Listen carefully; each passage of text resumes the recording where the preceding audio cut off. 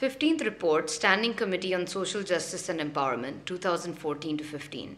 16th Lok Sabha, Rights of Persons with Disabilities Bill, 2014, presented to Lok Sabha on 7/5/2015, laid in Rajya Sabha on 7/5/2015.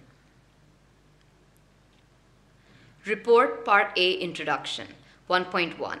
The Persons with Disabilities, Equal Opportunities, Protection of Rights and Full Participation Act 1995 was enacted to give effect to the proclamation on the full participation and equality of the people with disabilities in the Asian and Pacific region.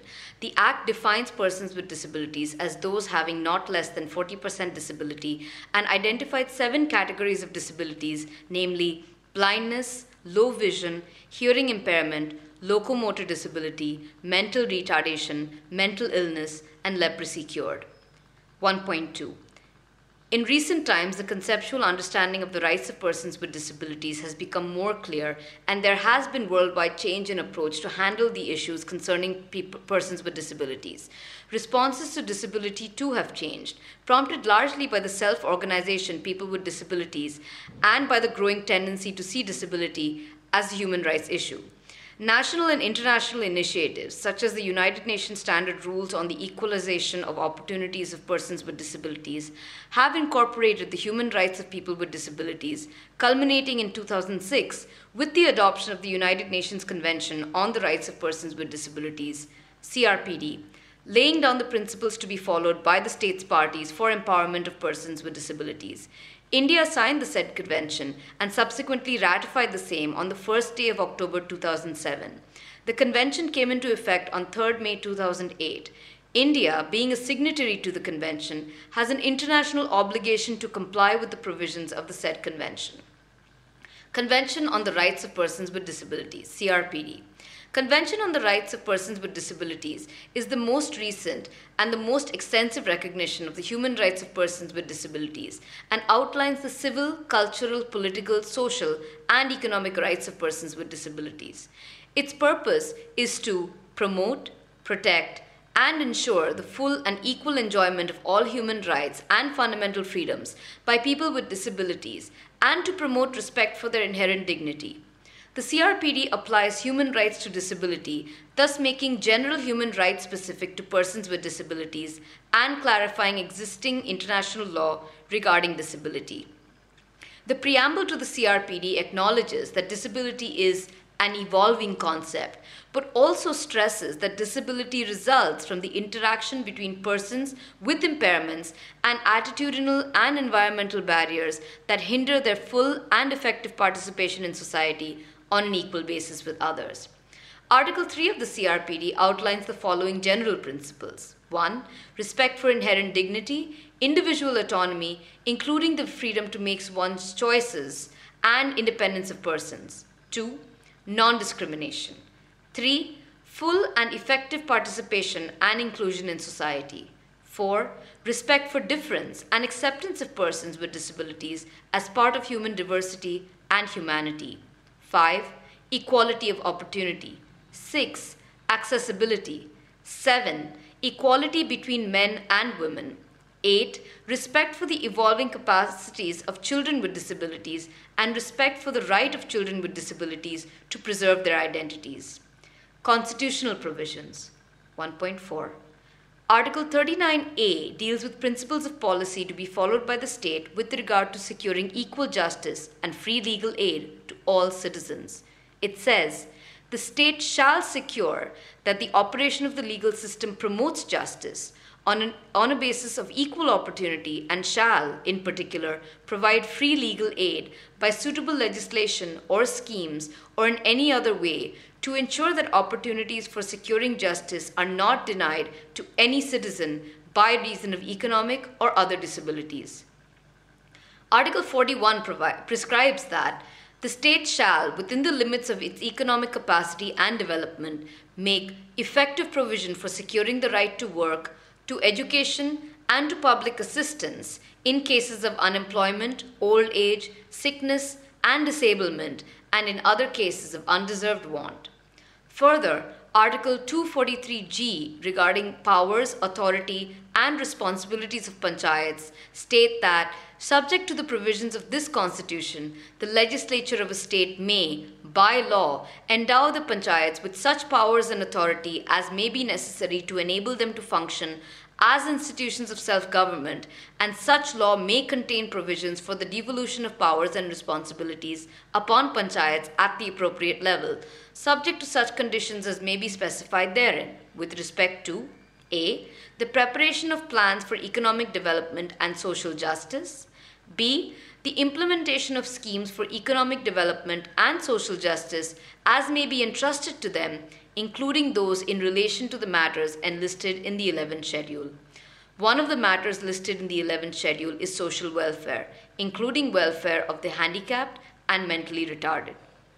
Again, Article 243W regarding powers, authority, and responsibilities of municipalities, etc., stipulates that, subject to the provisions of this Constitution, the legislature of a state may, by law, endow A.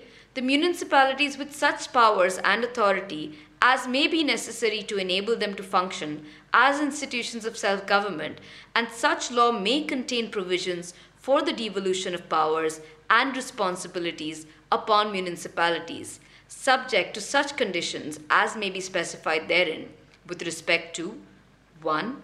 The preparation of plans for economic development and social justice. 2.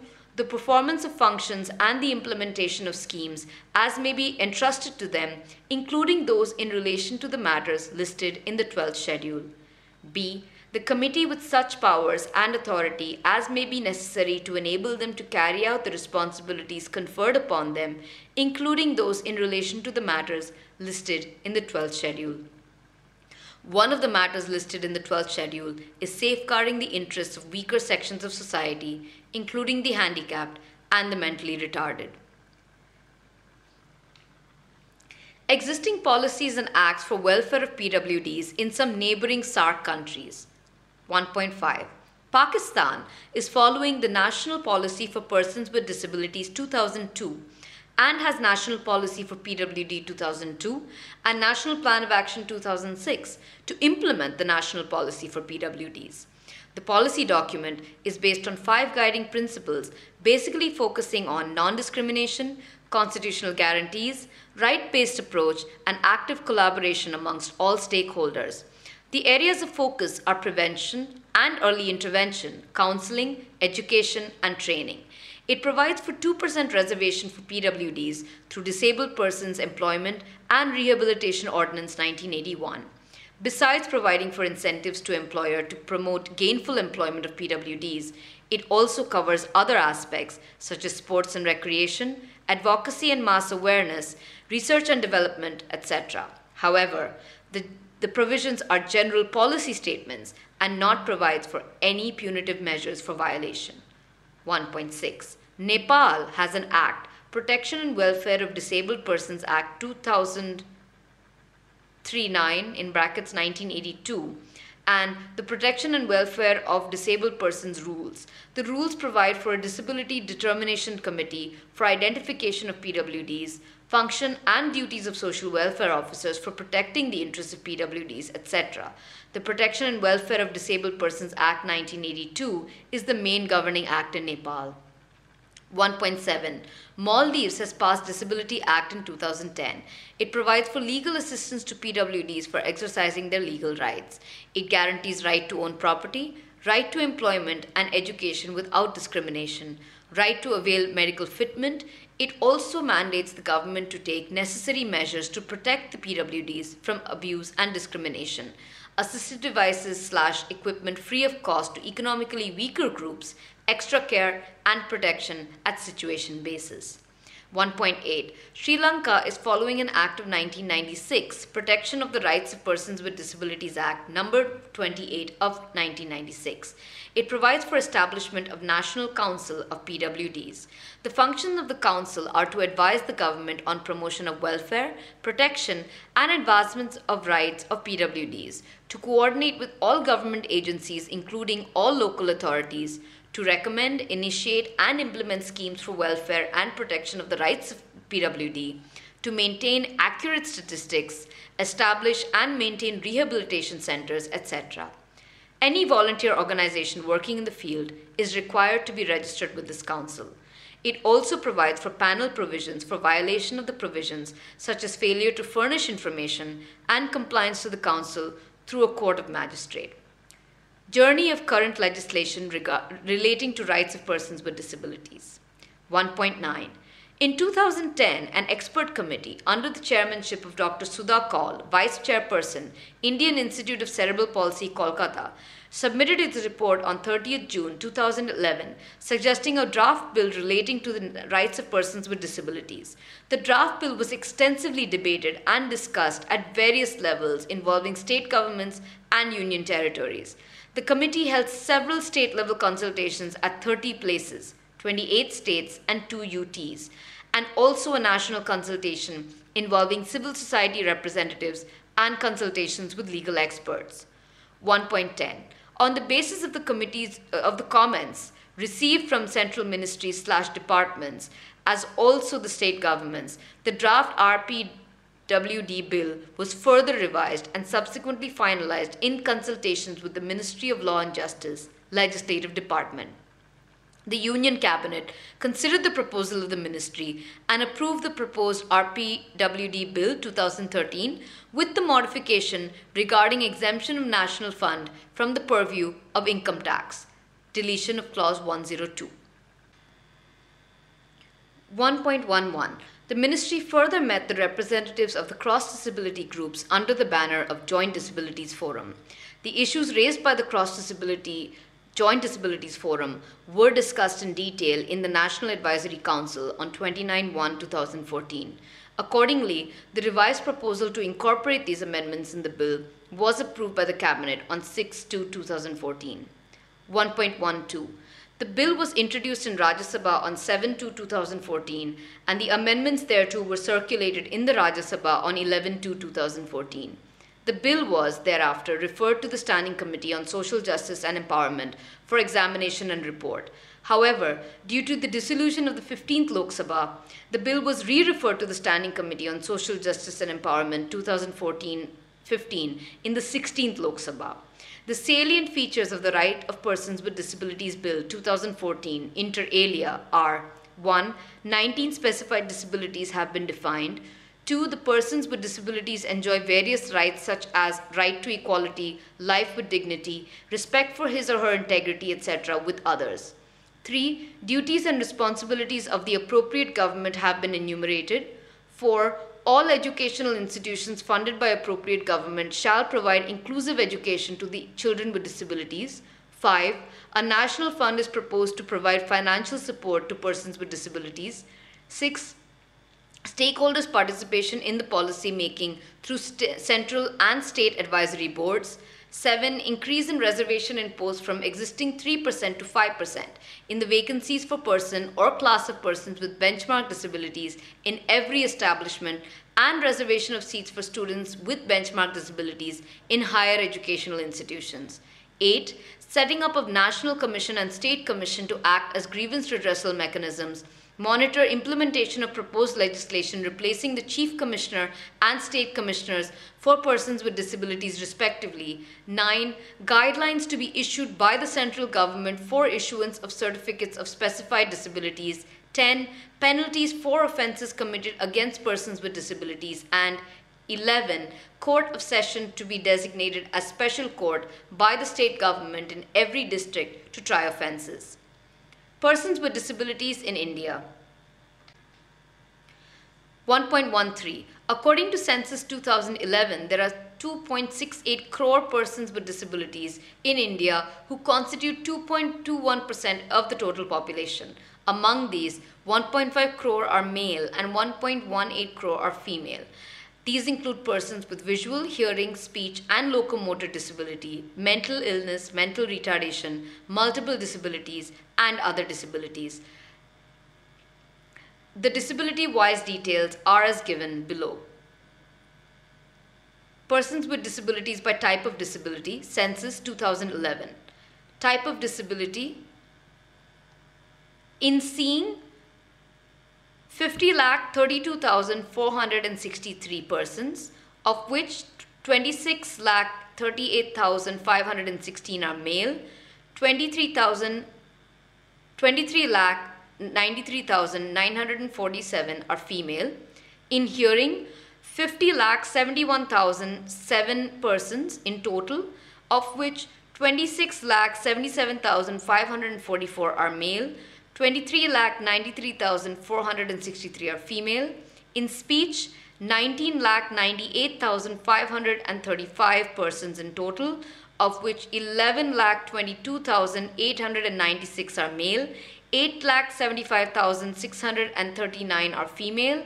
In movement, 54,36,604 persons in total, of which 33,70,374 are male and 20,66,230 are female. Mental retardation total 15,05,624, of which 8,70,708 are male, 6,34,916 are female. Mental illness 7,22,826 persons, of which 4,15,732 are male, 3,07,094 are female. Any other disability 49,27,011 persons in total, of which 27,27,828 are male, 21,99,183 are female.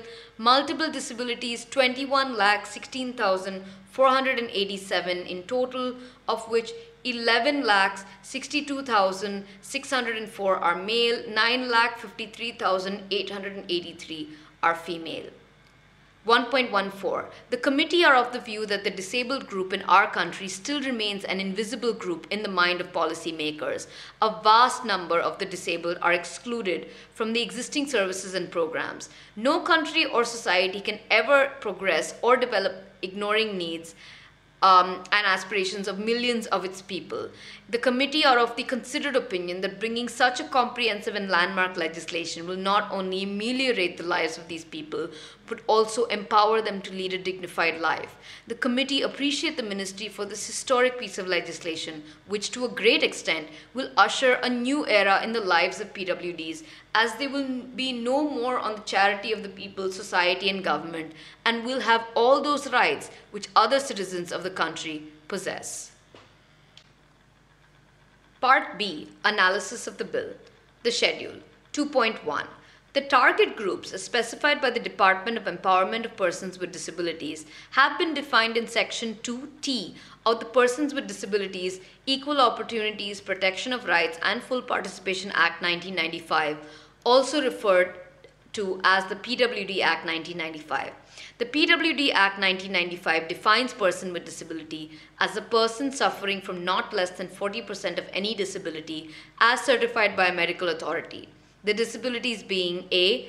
Blindness, B. Low vision, C. Leprosy cured, D. Hearing impairment, E. Locomotor disability, F.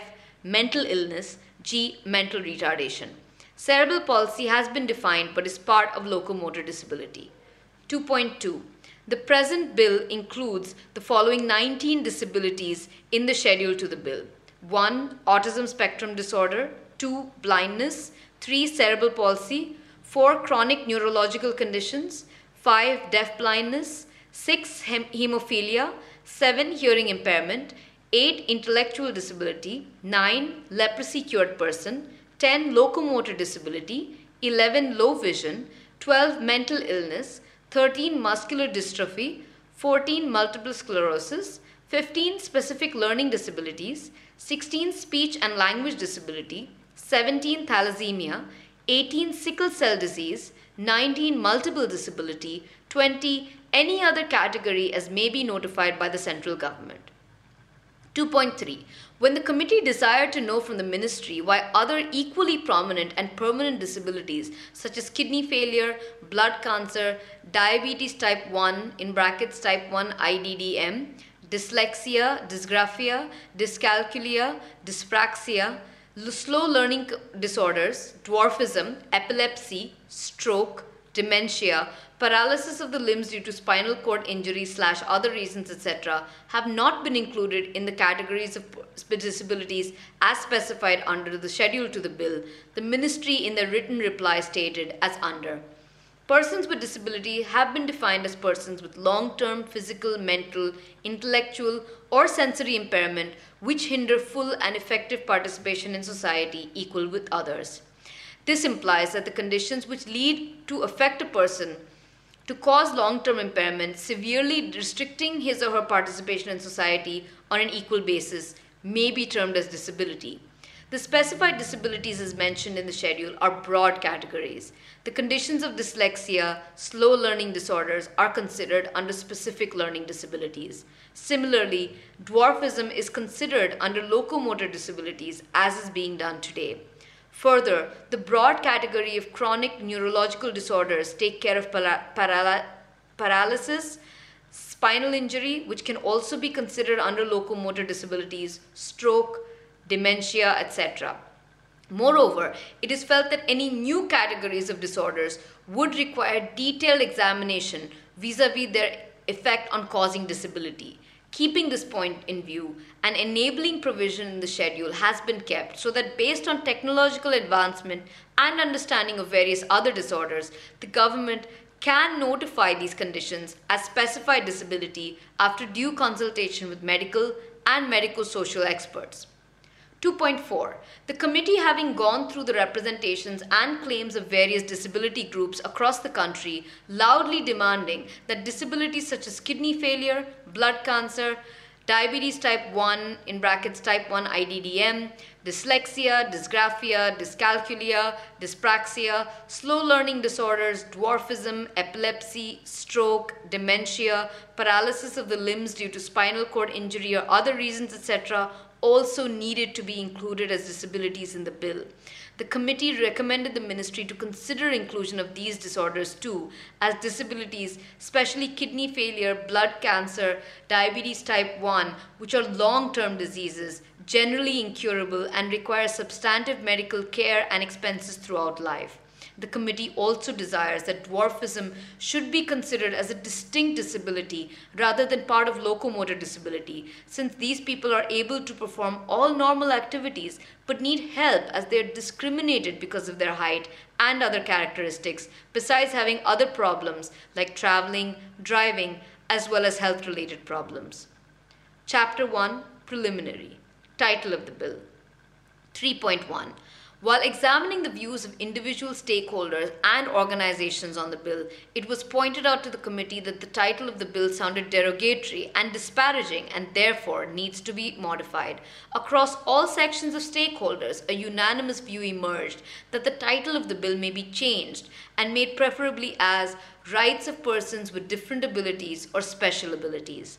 3.2. When the ministry was asked to justify the existing title of the bill, they, in their written reply, stated as under. The bill is in line with the UNCRPD. The UNCRPD uses the term persons with disabilities.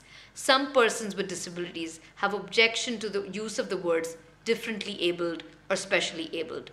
The committee are of the view that using the words persons with disabilities in the title of the bill not only sound disparaging but also belittle the enormous talent, capacity, and ability these persons possess to take up any challenge and compete with other normal human beings. Further, the present title itself declares them as persons with disabilities, whereas the intention and purpose of the bill is to empower them and give them the rightful due. In fact, the committee themselves were awestruck when they witnessed during their close interaction with these people the special knack and endowment of these people. The committee are of the considered view that the present title of the bill does not justify the talent and aptitude these persons own. The committee, therefore, recommend that the bill could be titled either as The Rights of Persons with the Different Abilities or The Rights of Persons with Special Abilities or The Rights of the Differently Abled Persons, which is not only more progressive and encouraging, but will also help correct the discourse about the disabled people, besides reducing their psychological complexes. Clause 1. Short title, extent, and commencement. 3.4. Clause 1 2 says that it extends to the whole of India except the state of Jammu and Kashmir. 3.5. The committee are of the view that the present bill is based on the UN Convention on the Rights of the Persons with Disabilities, to which India is one of the signatories. Further, India ratified the same on the 1st of October 2007. Being a signatory to the convention, India not only has an international obligation to comply with the provisions of the said convention, but it is obligatory also for the government to align the policy and laws of the country with the convention, which are applicable throughout the country. The committee finds that one similar legislation, namely the Mental Health Act 1987, since repealed or proposed to be repealed by the Mental Health Care Bill 2013, which is also based on UNCRPD, extended to a whole of India, including Jammu and Kashmir.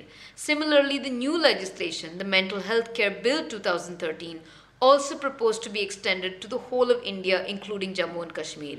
The committee do not find any rationale as to why the present bill, after enactment, cannot have provision for extension to Jammu and Kashmir. 3.6. The committee are of the view that disabled persons should get all the desired benefits under the Constitution and also those given to them by various central legislations across the country. The committee desire that the extent of the bill should include Jammu and Kashmir too. Definitions. 3.7. Barrier in the bill has been defined as any factor including communicational, cultural, economic, environmental, institutional, political, social, or structural factors which hamper the full and effective participation of PWDs in society. During interaction with stakeholders as well as through their written submissions, the committee were informed that the proposed definition of barrier is incomplete and should cover all factors which prevent or obstruct with the full and effective participation of persons with benchmark disabilities in society. When the committee sought the views of the ministry to include factors such as attitudinal and psychological in the definition of barrier, the ministry responded as under. The terms used in the definition are practicable and can be ensured through various measures to remove such barriers. The words attitudinal and psychological are not quantifiable and hence would be difficult to enforce. Moreover, this would lead to undue litigations. Therefore, barrier has been defined in the context of ensuring accessibility to the PWDs, which could be enforced. 3.8. The committee are not convinced with the above reasoning of the ministry, stating that the terms used in the definition are practicable and can be ensured through various measures to remove such barriers. The words attitudinal and psychological are not quantifiable and hence would be difficult to enforce. Moreover, this would lead to undue litigations. Therefore, barrier has been defined in the context of ensuring accessibility to the PWDs, which could be enforced. The committee are of the view that even the terms such as environmental and social are also not quantifiable either, but have been used successfully in the bill. The committee are of the unyielding view that the attitude and psychology of the people are also major hindrance for full and effective participation of persons with disabilities in society. The committee therefore recommends that attitude and psychology also be included in the definition of barrier. Communication. 3.9. In the bill, communication includes means and formats of communication, languages, display of text, braille, tactile communication, signs, large print, accessible multimedia, written, audio, plain language, human reader, augmentative and alternative modes, and accessible information and communication technology. A large number of organizations and institutions in their written representations to the committee have stated that sign language and video and visual displays should also be included in the definition of communication. 3.10. When the ministry was asked to respond in the matter, the ministry responded as follows. As per the definition of the bill, communication includes signs also. However, keeping in mind the view that the deaf associations are pressing for recognition of sign language, it is felt that in the definition of communication, sign language could also be included. 3.11. The committee are in agreement with the claims of large number of organizations that inclusion of sign language and video and visual displays is imperative in the definition of communication. The committee therefore recommends words sign language and video and visual displays may also be included in the definition of communication. Establishment. 3.12. The bill defines the term establishment as a corporation established by or under a central act or state act or an authority or a body owned or controlled or aided by the government or a local authority or a government company as defined in Section 2 of the Companies Act 2013 and includes Department of a Government. 3.13. The committee had wide range of interactions/discussions with many disabled groups, NGOs, and individuals who were of the collective view that the definition of establishment should also include the private bodies, as lots of activities of the union government as well as of state governments have been outsourced. 3.14. The committee finds justification for the inclusion of private bodies also in the definition of establishment. The committee too feel that it is a present-day fact that a large number of government services are outsourced/have been outsourced to or provided by private bodies, agencies, and will remain inaccessible for persons with disabilities unless these are brought under the ambit of establishment. The committee desires, therefore, that the definition of establishment may be enlarged appropriately by considering inclusion of private bodies/agencies also. Person with disability. 3.15. The bill defines persons with disability as a person with long-term physical, mental, sensory, intellectual or sensory impairment which hinder his full and effective participation in society equally with others.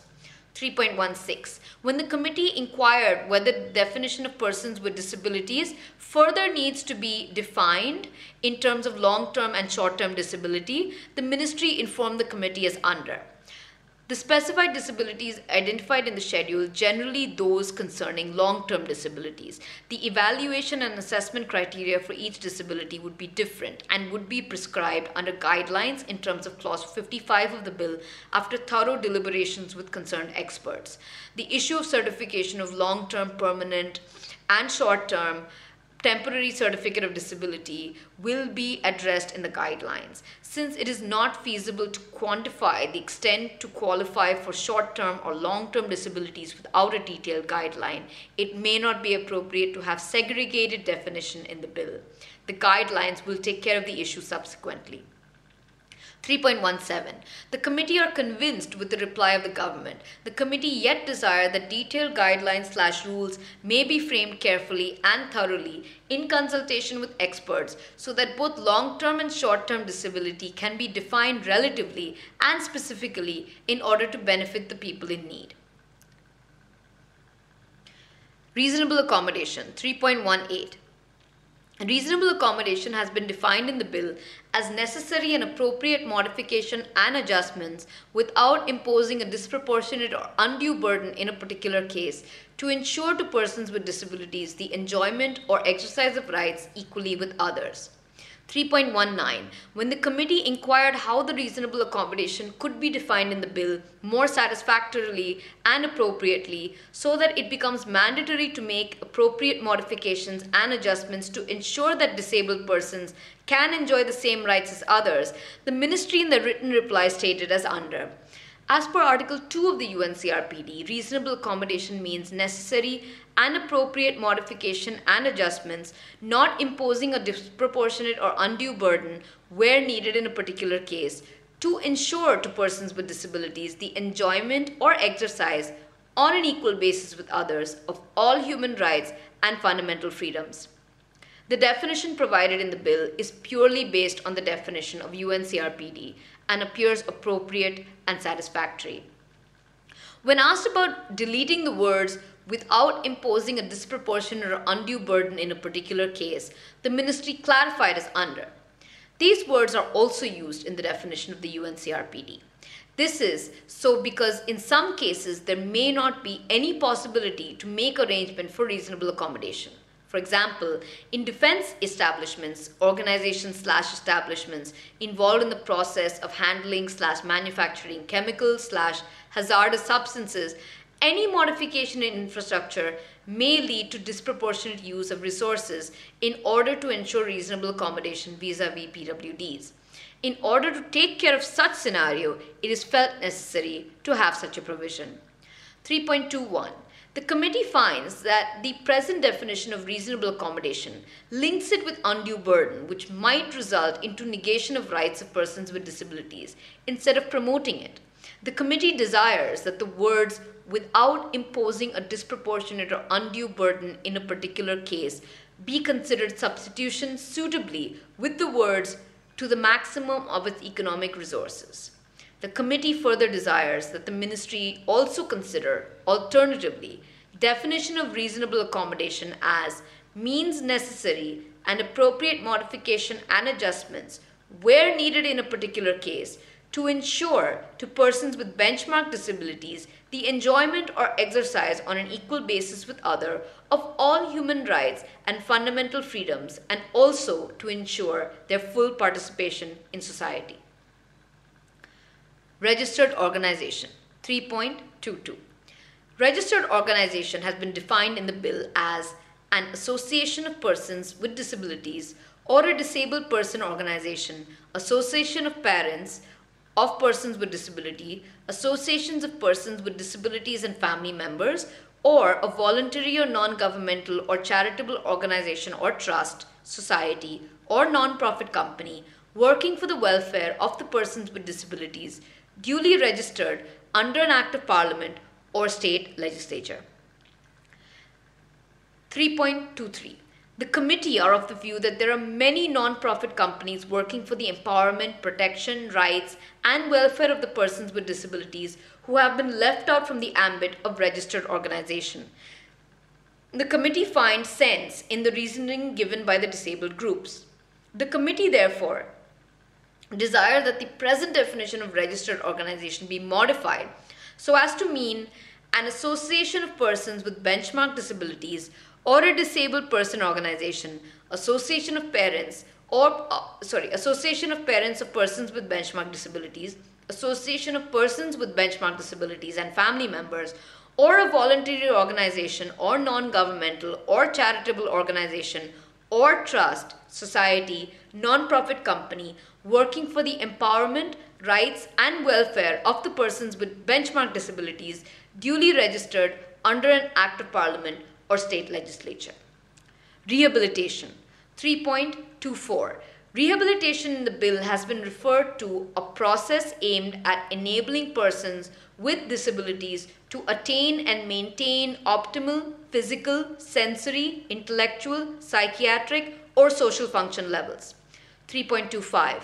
During committee's interaction, it was desired by many organizations /NGOs /stakeholders that while defining the term rehabilitation, environmental and psychological rehabilitation should also be added so as to cover holistic rehabilitation. 3.26. When the ministry was asked to respond, they stated as under. The word psychological may be added in place of psychiatric in the definition. It is felt that physical, sensory, psychological, or social scenario are components of environment, and thus the use of the word environment could be superfluous. 3.27. The committee are not convinced with the reply of the ministry. The committee finds that the proposed definition does not embrace all facets of the rehabilitation process. The committee therefore desires that the words environmental and psychological rehabilitation too may be considered in the definition. Further, the ministry may, alternatively, consider redefining the present definition of rehabilitation on the following lines. Rehabilitation is the process of taking effective and appropriate measures by identifying and lowering the barriers, including but not limited through peer support, speech therapy, sign language, audiovisual, etc., to enable persons with benchmark disabilities to attain and maintain maximum independence, full physical, mental, social, and vocational ability, and full inclusion and participation in all aspects of life. Special Employment Exchange 3.28. Special Employment Exchange means any office or place established and maintained by the government for the collection and furnishing of information, either by keeping of registers or otherwise, regarding 1. Persons who seek to engage employees from amongst the persons suffering from disabilities. 2. Persons with benchmark disability who seek employment. 3. Vacancies to which persons with benchmark disabilities seeking employment may be appointed. 3.29. When it was pointed out by the committee that the words suffering from disability sound derogatory and need to be changed, the ministry, while agreeing with the suggestions of the committee, stated that for the words suffering from disabilities, the words with disabilities can be substituted. 3.30. The committee recommend that words such as suffering from disabilities, wherever finding place in the bill, may be substituted with the words with disabilities. The committee also want the ministry to consider the feasibility of renaming such an exchange as employment exchange for differently abled people, as it appears more progressive and dynamic. Inclusion of the definition of the term discrimination. 3.31. The UNCRPD defines discrimination on the basis of disability as any distinction, exclusion, or restriction on the basis of disability which has the purpose or effect of impairing or nullifying the recognition, enjoyment, or exercise on an equal basis with others of all human rights and fundamental freedoms in the political, economic, social, cultural, civil, or any other field. It includes all forms of discrimination, including denial of reasonable accommodation. 3.32. The committee finds that the above definition of discrimination has been left out in the present bill for reasons best known to the ministry. However, the committee have received numerous representations and suggestions in this regard. All of them have stated that the definition of the term discrimination, as finds mentioned in the UNCRPD, must be included in the bill.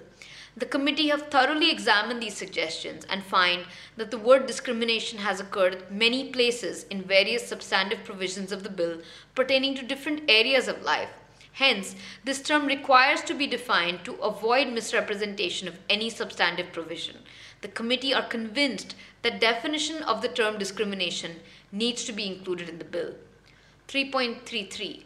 The committee also received plethora of suggestions from various stakeholders stating that the definition of abuse, exploitation, violence, hate speech, and victimization may find mention in the bill. When the ministry was confronted in the matter, they, in their written submission, stated as follows. 1. The clause 6.1 provides for all forms of abuse, violence, and exploitation. This implies abuse, violence, and exploitation in any manner are covered within the ambit of this clause, and therefore there is no necessity to have separate definition for these terms which could be restricted to some form or the other. 2. This clause further provides that the appropriate government shall take measures to protect the PWDs from all forms of abuse. This takes care of abuse in any manner to harass the PWDs.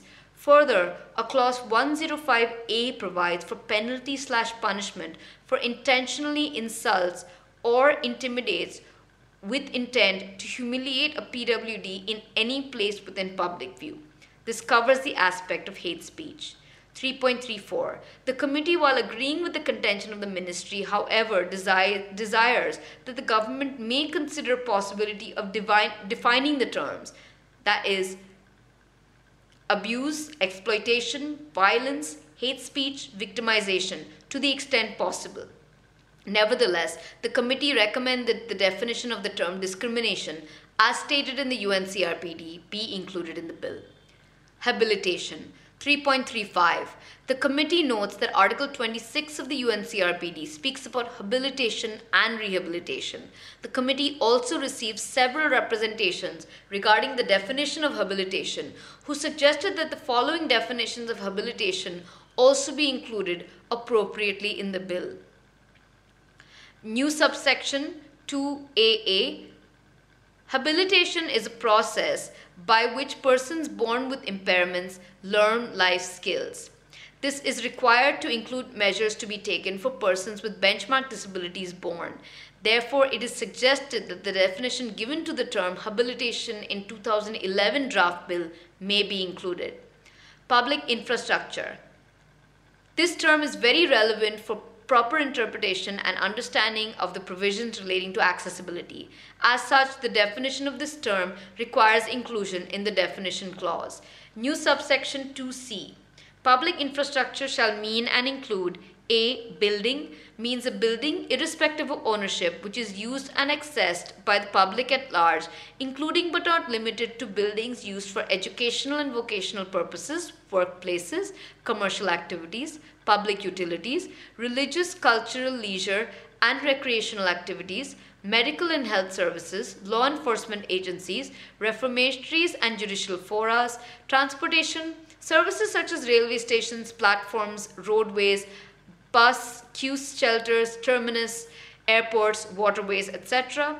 B. Transportation systems include road transport, rail transport, air transport, water transport, transit systems for last mile connectivity, road and street infrastructure, etc. C. Information and communication technologies include all services and innovations relating to communication and information, such as telecom services, web-based services, electronic and print services, digital and virtual services, etc. D. Public facilities and services includes all form of delivery of service provisions to the public at large, including but not limited to housing, educational and vocational trainings, employment and career advancement, shopping, marketing, religious, cultural, leisure and recreational, medical, health and rehabilitation, banking, finance and insurance, communication, postal and information, access to justice, public utilities, transportation, etc. 3.36.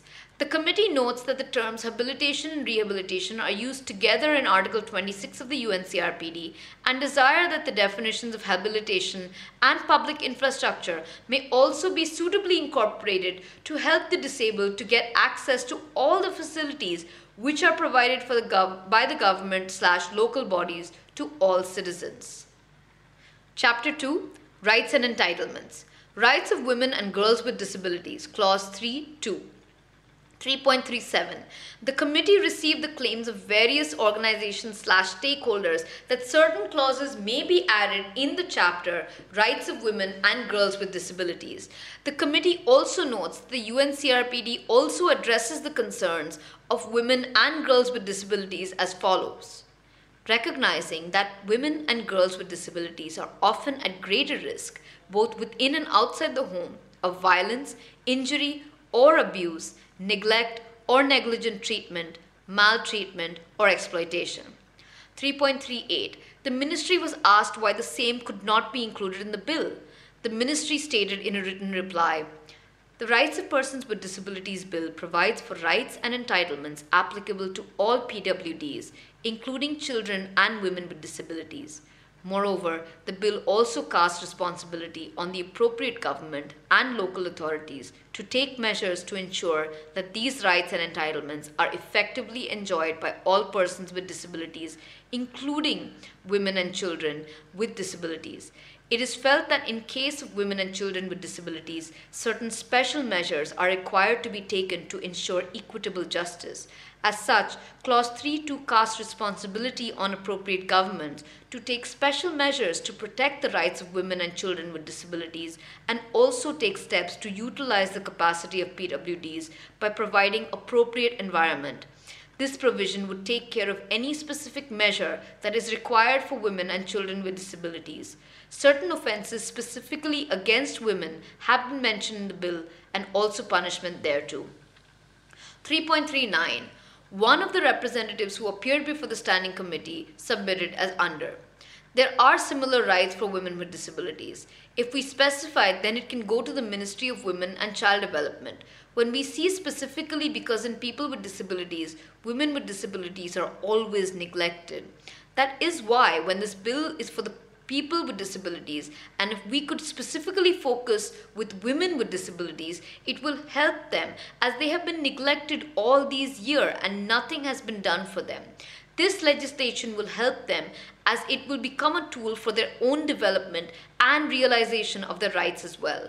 My humble request to you is please accept and include specific section on women with disabilities in the present bill as has been done in UNCRPD. Not only here, but it has also been internationally acknowledged that women and children with disabilities have been always neglected. Until we do not focus on them, we cannot talk about their rights and needs, leave alone empowering them, because the attitude of our society towards these people is as such. 3.40.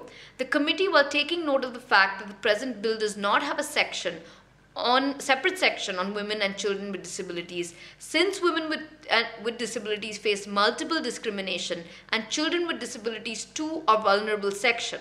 This is also recognized by UNCRPD. The committee urged the ministry to consider and include a subsection on the rights of women and children with disabilities, which would help the women and children get rights of equality and empowerment. 3.41. Clause 3.3 states, no person with disability shall be discriminated on the ground of disability unless it is shown that the impugned act or omission is appropriate to achieve a legitimate aim. 3.42. During their meetings with the large number of individuals, organizations and stakeholders, and also after going through all the written submissions which were received in the matter, the committee were informed that the word legitimate aim restricts the people from the right to equality, and discrimination under certain circumstances should either be reworded or deleted from the bill.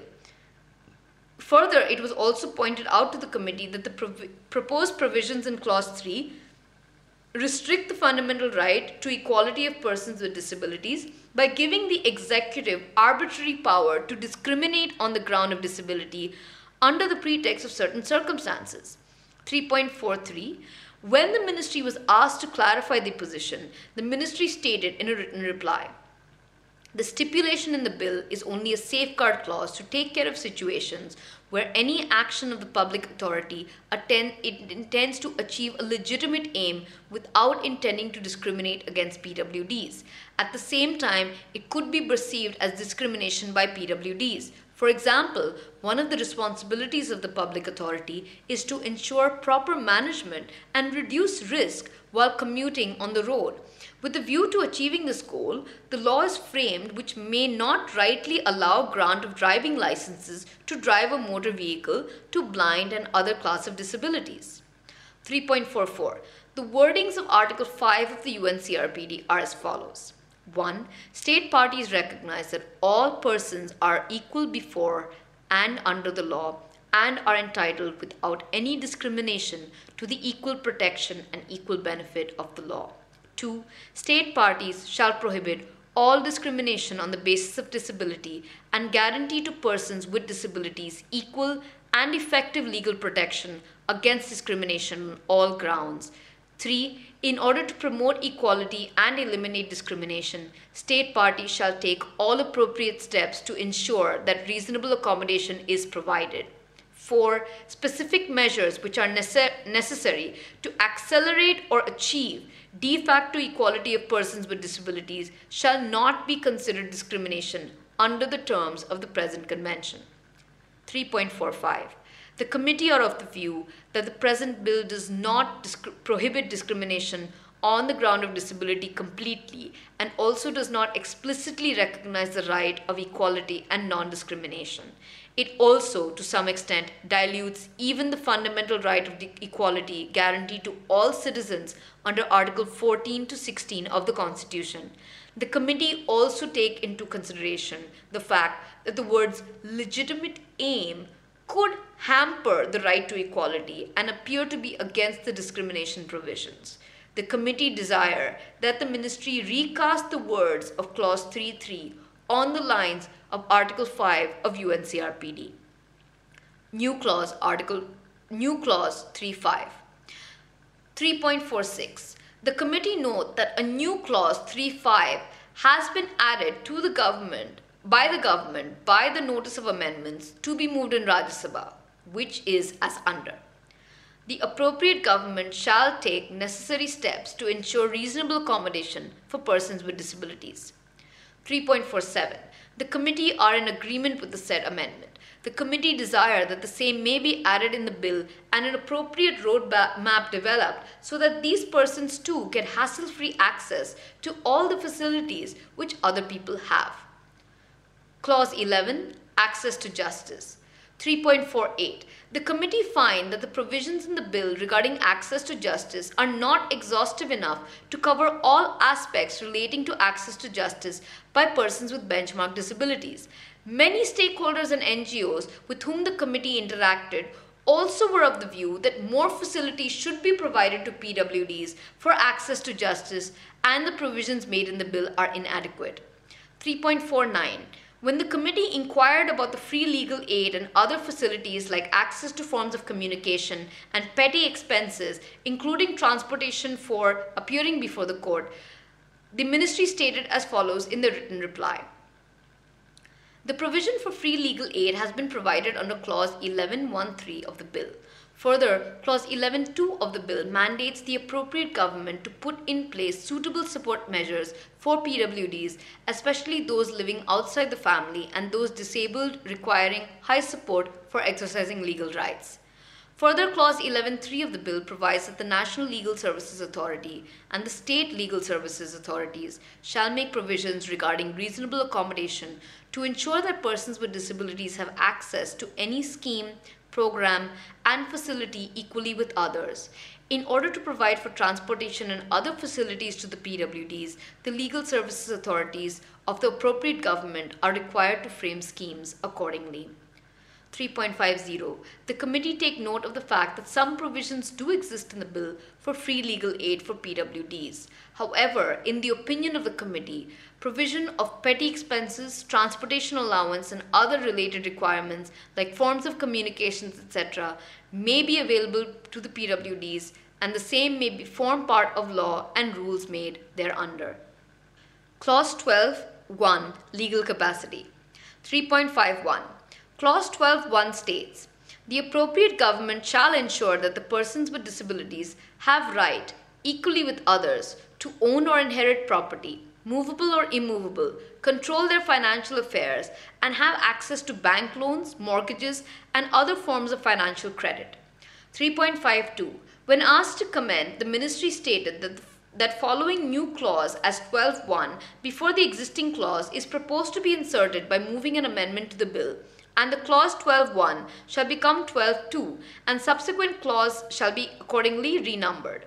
The appropriate government shall ensure that the persons with disabilities enjoy legal capacity on an equal basis with others in all aspects of life and have the right to equal recognition everywhere as any other persons before the law. 3.53.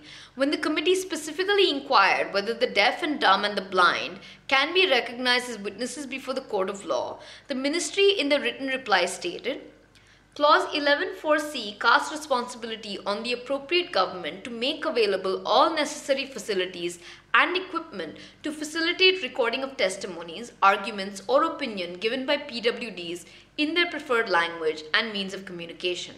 It has now been agreed that the word sign language can be included under the definition of communication. Thus, it would be incumbent upon the government to make provision for recording of testimonies of the hearing impaired persons in sign language, that is, the preferred mode of communication in terms of Clause 11. As regards blind and other PWDs, the clause takes care of this aspect. Indian Evidence Act and other relevant laws could be considered for similar amendment if necessary. 3.54. The committee welcomed the move of the government to change the wordings of Clause 12 to give the right to full legal capacity in terms of all respects of life to PWDs. The committee hoped that once the act is in place, all PWDs, especially deaf, dumb, and blind, will have full legal capacity before the law. Clause 13.1. Provision for guardianship. 3.55. The original Clause 13.1 in the bill is as follows. 13.1. Notwithstanding anything contained in any other act for the time being in force, on and from the date of commencement of this act, where a district court records a finding that a mentally ill person is incapable of taking care of himself or herself and of taking any legally binding decisions on his or her own, it shall make an order for appointment of limited guardian to take care of such mentally ill person and take all legally binding decisions on his or her behalf in consultation with such person. provided that the district court may grant plenary guardianship to the mentally ill person under extraordinary situations where limited guardianship could not be awarded. Explanation for the purposes of this section. 1.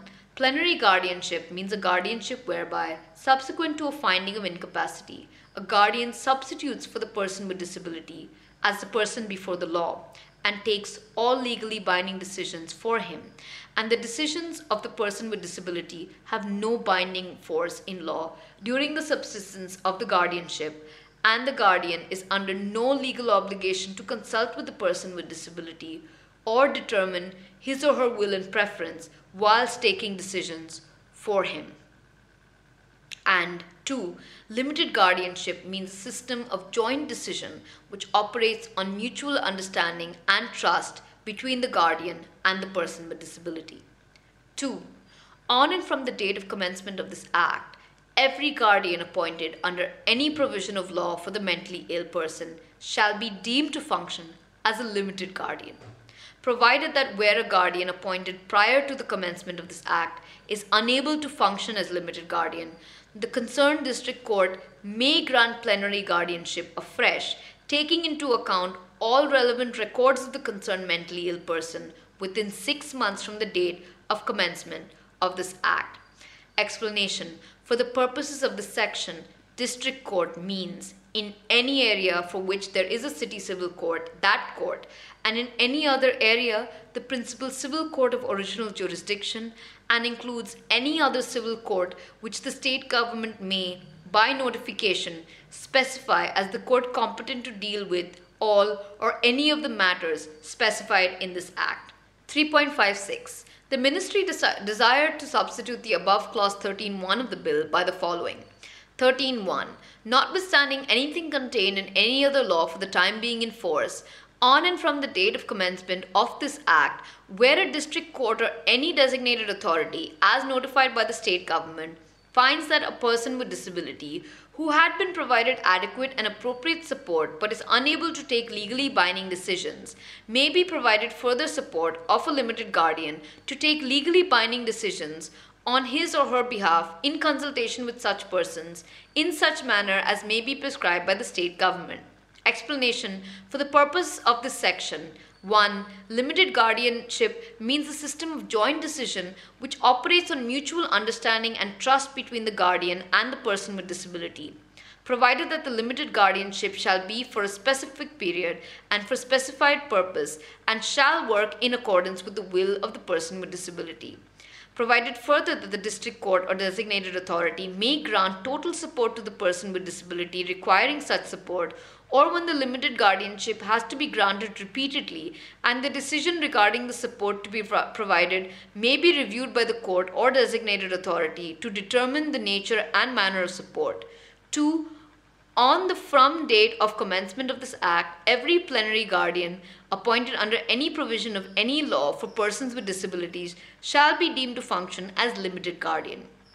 3. The person with disability shall have the right to appeal against the decision of appointment of a limited guardian before an appellate authority appointed by the state government for that purpose.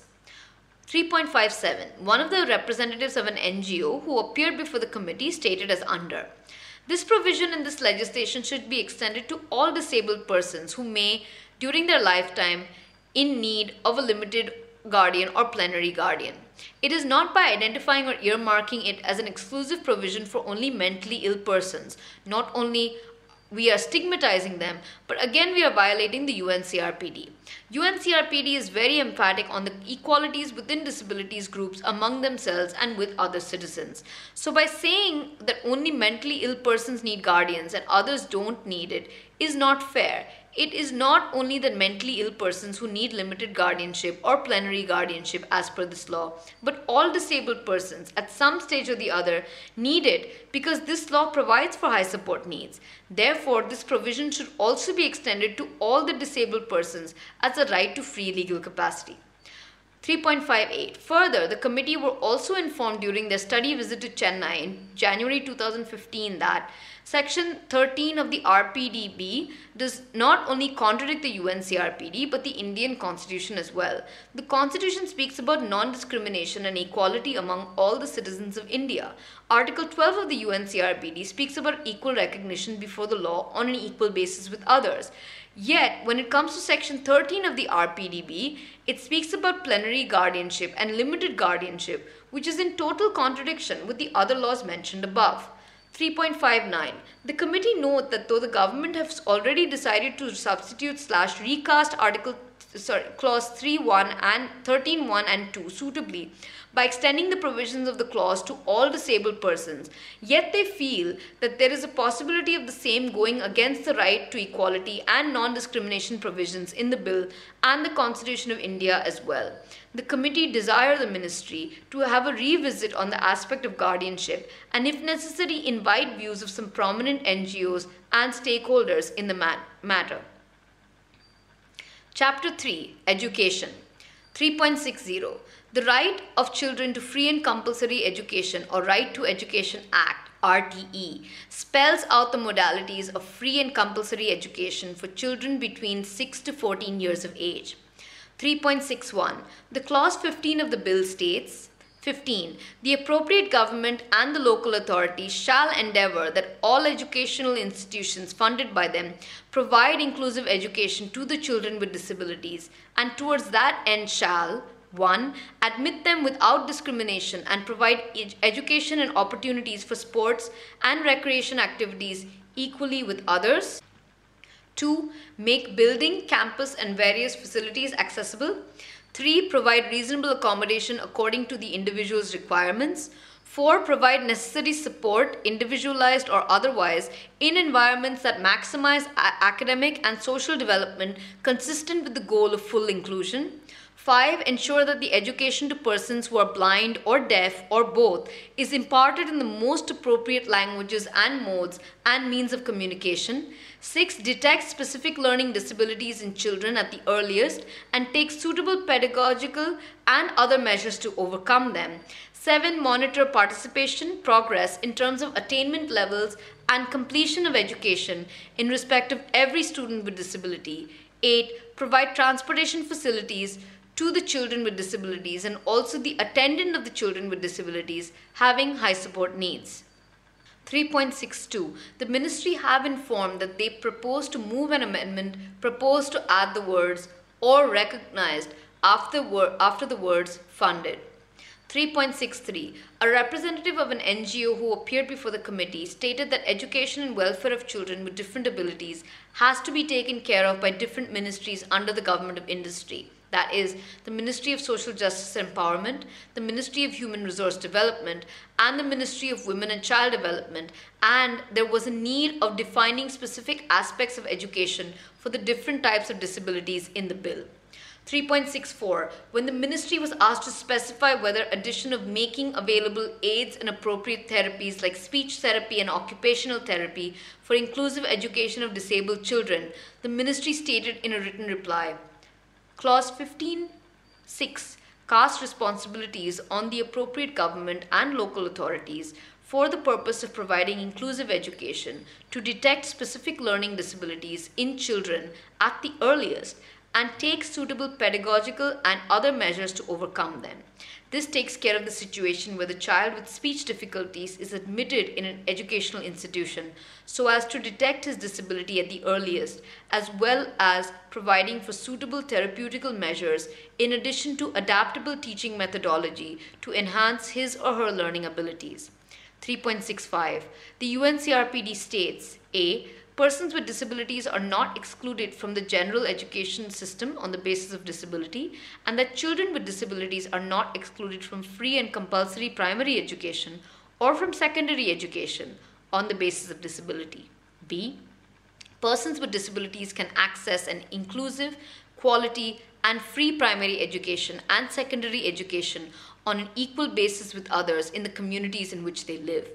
C. Reasonable accommodation of the individual's requirements is provided. D. Persons with disabilities receive the support required within the general education system to facilitate their effective education. E. Effective individualized support measures are provided in environments that maximize academic and social development consistent with the goal of full inclusion. 3.66. The committee carefully examined and deliberated upon the issues of duties of educational institutes vis-à-vis UNC-RPD. The committee are of the considered view that the term endeavor should be replaced by the term ensure, which is more binding in nature, and further, educational institutions should also include boards, councils, and certifying authorities. The committee also feel that clause 15.2 should be reframed as to make buildings, campuses, and various facilities, including technologies, toilets, drinking water, etc., accessible, incorporating the principles of universal design and gender-specific where required. The committee also desired special facilities like making available kits, aids, and appropriate therapies like speech therapy and occupational therapy for inclusive education be made available free of cost to disabled children may be added in the provisions of clause 15 of the bill. The committee in their report on demands for grants 2014-15 also emphasized the need to give pre-metric and post-metric scholarships to all disabled children, which would greatly help to empower the children with disabilities. Clause 16A, 3.67. Clause 16A states, the appropriate government and local authorities shall take the following measures. To conduct survey of school-going children for identifying children with disabilities, ascertaining their special needs, and the extent to which these are being met. 3.68. When the ministry was asked to state why, in the provisions of this clause, the periodically and time period of conducting such a survey has not been mentioned, the ministry stated as under. This survey to be conducted for school-going children for identifying children with disabilities, ascertaining their special needs, and the extent to which these are being met is to be done based on requirement.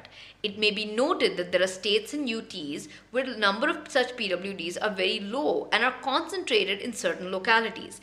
In cases where the numbers are already known and adequate measures are put in place, making a mandatory provision for periodical survey will not serve any additional purpose, rather than can be attributed as a wastage of otherwise useful public resources.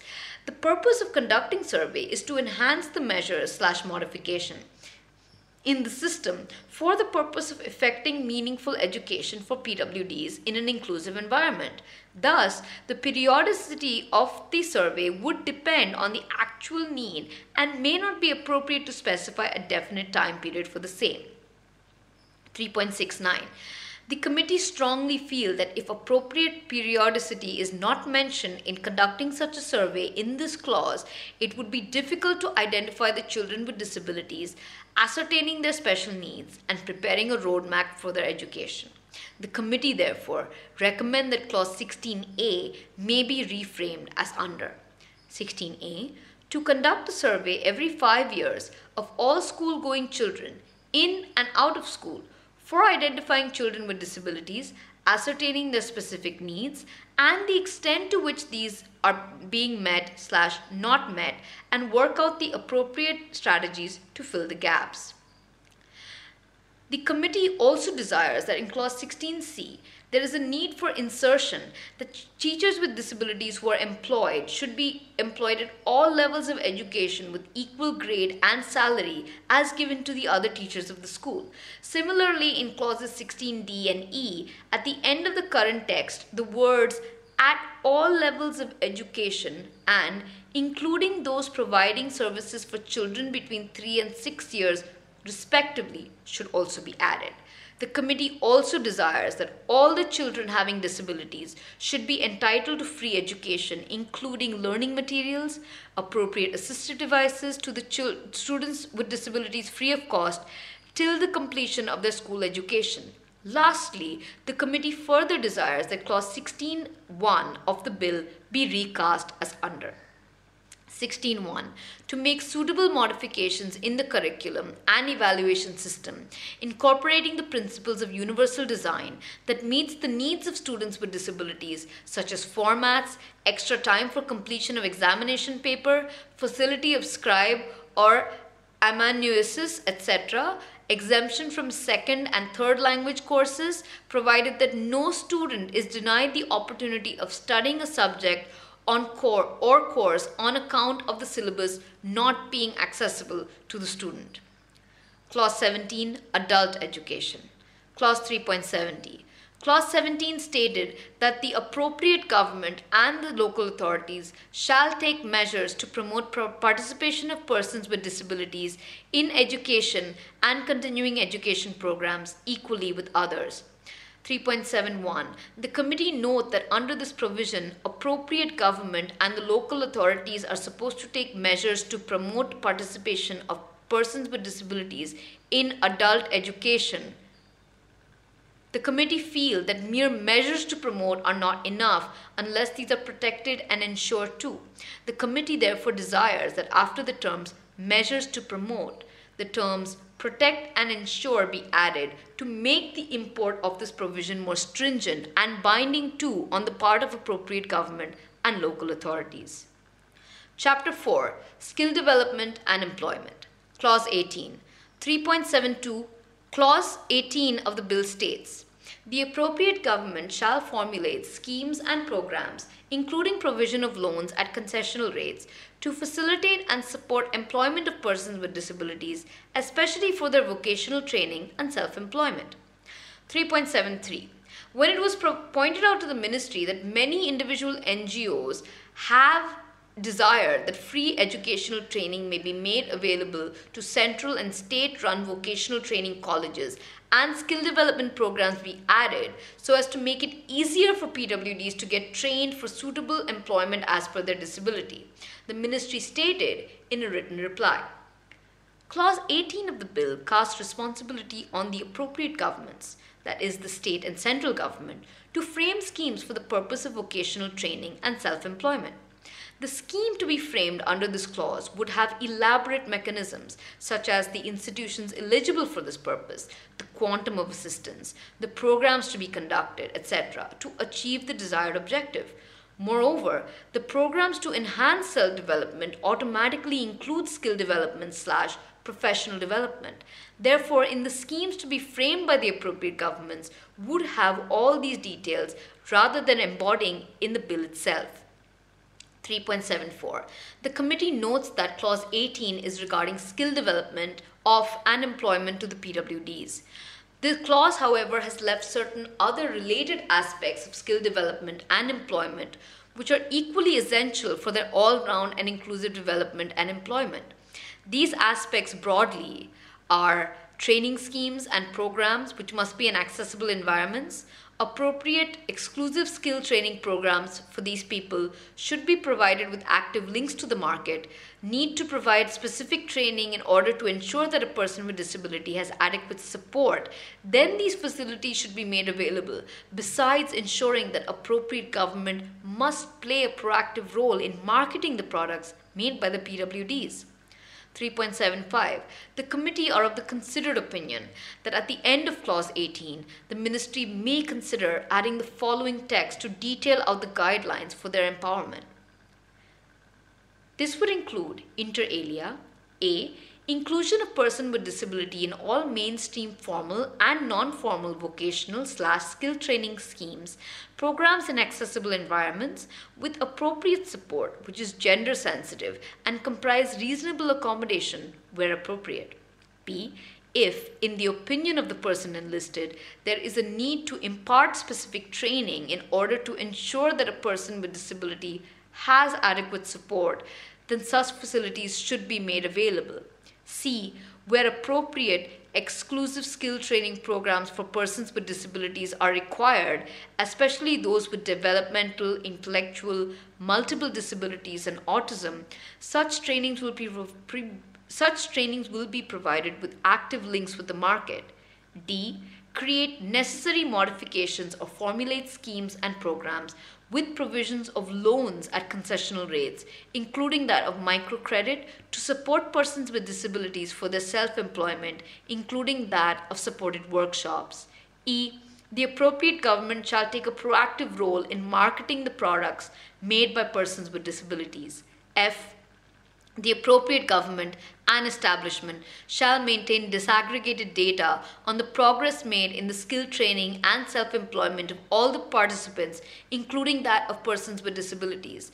This should be used to reformulate strategies on a regular frequency. Since vocational training is an important aspect of self-reliance of PWDs, the committee recommends that all disabled persons should get access to free vocational training in the nearest possible polytechnic/vocational training center so as to help them attain livelihood skills by making them financially independent. This should be made mandatory and a binding provision for these institutions to give them admission and impart training as per their disability in consultation with the Ministry of Human Resource Development. Clause 19, 3.76. Clause 19.1 states, no establishment shall discriminate against any person with disability in any matter relating to employment, provided that the appropriate government may, having regard to the type of work carried on in any establishment, by notification and subject to such conditions, if any, exempt any establishment from the provisions of this section. 3.77. When the committee inquired whether the order regarding exemption of any establishment by notification to this clause needs reconsideration and appropriately worded so that it is not misused, the ministry in the written reply responded as under. This clause is similar to that of clause 47 of the PWD Act. Only the defense establishment and paramilitary establishments have so far been granted exemption under clause 47 of the PWD Act 1995, keeping in view the nature of duties of these agencies. Thus, any perception about misuse of this clause is unfounded. So far, there has not been any ambiguity in implementing the provision. 3.78. In regard to the transfer policy of PWDs, the ministry stated in a written reply that the DOPT has issued circulars with respect to posting/transfer of PWDs, and this issue can be addressed through executive orders, as is now being done. 3.79. The committee, while accepting the contentions of the ministry, however, desire that the ministry should be extremely cautious towards the provisions of this clause so that they are not misused by any other organizations under one pretext or the other. This clause may go against the principles on non-discrimination enshrined in the CRPD. The committee also desires that provisions regarding posting/transfer policy for PWDs may specified in the bill or rules made under so that PWDs remain close to their native place or home. 3.80. Clause 19.2 states, every establishment shall provide appropriate environment to employees with disabilities. 3.81. The committee feels that establishments should not only provide appropriate environment, but such environment has to be barrier-free and conducive to. The committee therefore desires that the current text of the clause 19.2 be replaced with the following text. Every establishment shall provide reasonable accommodation and appropriate barrier-free and conducive environment to employees with disabilities. Clause 22. Appointment of grievance redressal officer. 3.82. Clause 22, 1 to 4, provide for the mechanism of grievance redressal. 3.83. When the committee desired to know whether the grievance redressal mechanism provided under Clause 22 should not be under a separate chapter in the bill, the ministry informed that the grievance redressal mechanism provided under Clause 22 is only with reference to Clause 19 of the bill, which is regarding non-discrimination in employment, and thus has been kept under appropriate chapter. For all other purposes, the grievances can be lodged with district-level committees. State/national commissions as their functions mandate the same. 3.84. The committee have been informed that the grievance redressal mechanism has to be put in place in every establishment and office where there are PWDs.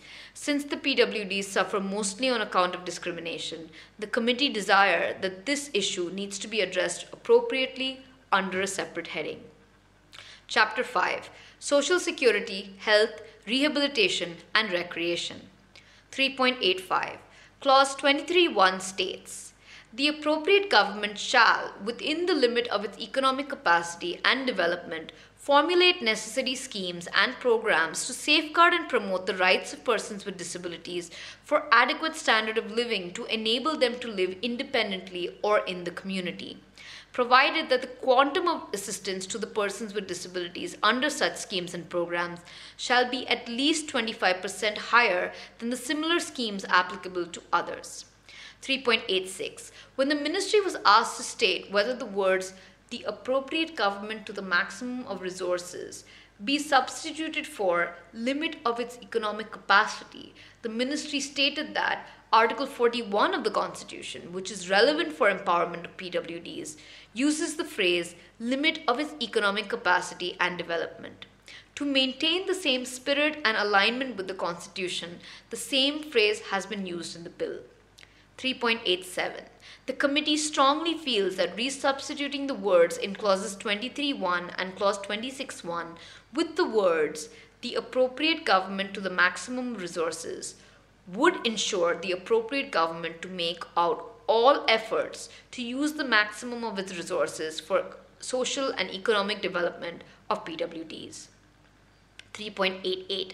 When the committee pointed out to the ministry whether the basic ingredients of social security, that is food, shelter and clothing and healthcare, could become a part of Chapter 5 to provide minimum social security to all the PWDs irrespective of any BPL criteria and income ceiling, the ministry responded as under. The Food Securities Act provides for social security on account of food for all citizens across gender, caste, creed, and disabilities. Thus, having provision for food in another act may not be appropriate. The provision for shelter and clothing can be addressed through appropriate schemes/programs of the government. The government has been implementing various programs to provide shelter to economically weaker sections of society, including PWDs under the Ministry of Rural Development. Similarly, state governments have also their own schemes for this purpose. However, the scheme also provides for framing of schemes by the appropriate governments to provide facilities for persons, including children with disabilities who have no family or have been abandoned or are without shelter or livelihood under clause 23.3b. This implies framing of schemes to provide shelter, clothing, and food that are basic prerequisites for PWDs. 3.89. The committee are conscious of the fact that difficulties faced by persons with disability to earn their livelihood, to sustain themselves and their families, are more challenging than normal persons. The committee therefore are of the considered view that basic social security such as food, shelter, clothing, and healthcare should be provided to PWDs free of cost to the extent possible, that too without any riders of BPL or income ceiling. 3.90. Clause 23H states, unemployment allowance to persons with disabilities registered with Special Employment Exchange for more than 2 years and who could not be placed in any gainful occupation. 3.91. The committee heard many representatives of the state government/NGOs in the matter who desired that the unemployment allowance provided under this clause for 2 years is not going to benefit these many people, as they would need little more time to get into any gainful occupation. 3.92. This committee are in agreement with the contentions made by the stakeholders that period of unemployment allowance to PWDs for 2 years is insufficient and should at least be for 5 years. The committee hence desires that the period of unemployment allowance to be given to the PWDs should be at least for 5 years. Clause 3.93. Clause 24.1 states, the appropriate government and local authorities shall take all necessary measures for the persons with disabilities to provide a. Free healthcare in the vicinity, especially in rural area, subject to such family income as may be notified. B. Barrier-free access in all parts of the hospitals and other healthcare institutions and centers run or aided by them. C. Priority in attendance and treatment. 3.94. Clause 24.1, which specifies that barrier-free access should be available in all hospitals and healthcare institutions aided by the appropriate government, can be modified so as to include all institutions, government and private as well. The ministry stated as follows: the government has full administrative and financial authority over all government hospitals and healthcare institutions run or aided by it, and thus the bill appropriately provides for free healthcare facilities through these institutions. In case of private institutions, the government does not have either financial or administrative control. However, being a progressive nation, the issue can be addressed through developing universal building code to ensure that all new buildings, including hospital institutions, comply with this code in the future. 3.95. Since the PWDs are frequently required to visit hospitals/healthcare centers, the committee are of the firm opinion that these places ought to be barrier-free and easily accessible to them. The committee therefore desires that all hospitals/healthcare centers, whether public or private, should come under the ambit of the bill/act, and necessary amendments to this effect be made in the bylaws of various municipalities, corporations, etc. The committee further desires that family income criteria may also be done away with for providing free healthcare facilities to the PWDs. Clause 25, Insurance Schemes. 3.96. Clause 25 states, the appropriate government shall, by notification, make insurance schemes for their employees with disabilities. 3.97. The committee finds that the present provision does not provide any safeguard against refusal to extend insurance policies by the insurers on the ground of disability, and also against discrimination in the matter of extending benefits and charging extra premium on the ground of disability. When desired the response of the ministry in this matter, the ministry in their reply stated, Clause 25 of the bill only proposes insurance schemes for employees of the appropriate government, whereas Clause 23J provides for comprehensive insurance schemes for PWDs as a social security measure by appropriate governments. The scheme will spell out the details of the insurance premium to be paid by the government, insurance coverage, etc. As regards mandatory provision enabling the financial institutions not to charge higher premium for PWDs can only be addressed appropriately through an amendment in the IRDA Act if necessary. 3.98. The committee strongly feel that provisions for all insurance-related matters of PWD should be incorporated explicitly in the bill.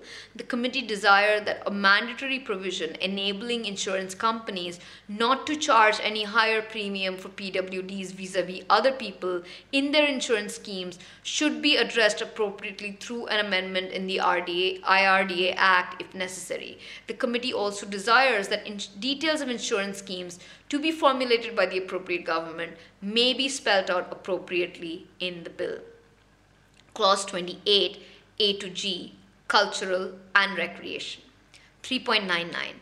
Clause 28 of the bill states that the appropriate government and the local authorities shall take measures to promote and protect the rights of all persons with disabilities to have a cultural life and to participate in recreational activities equally with others.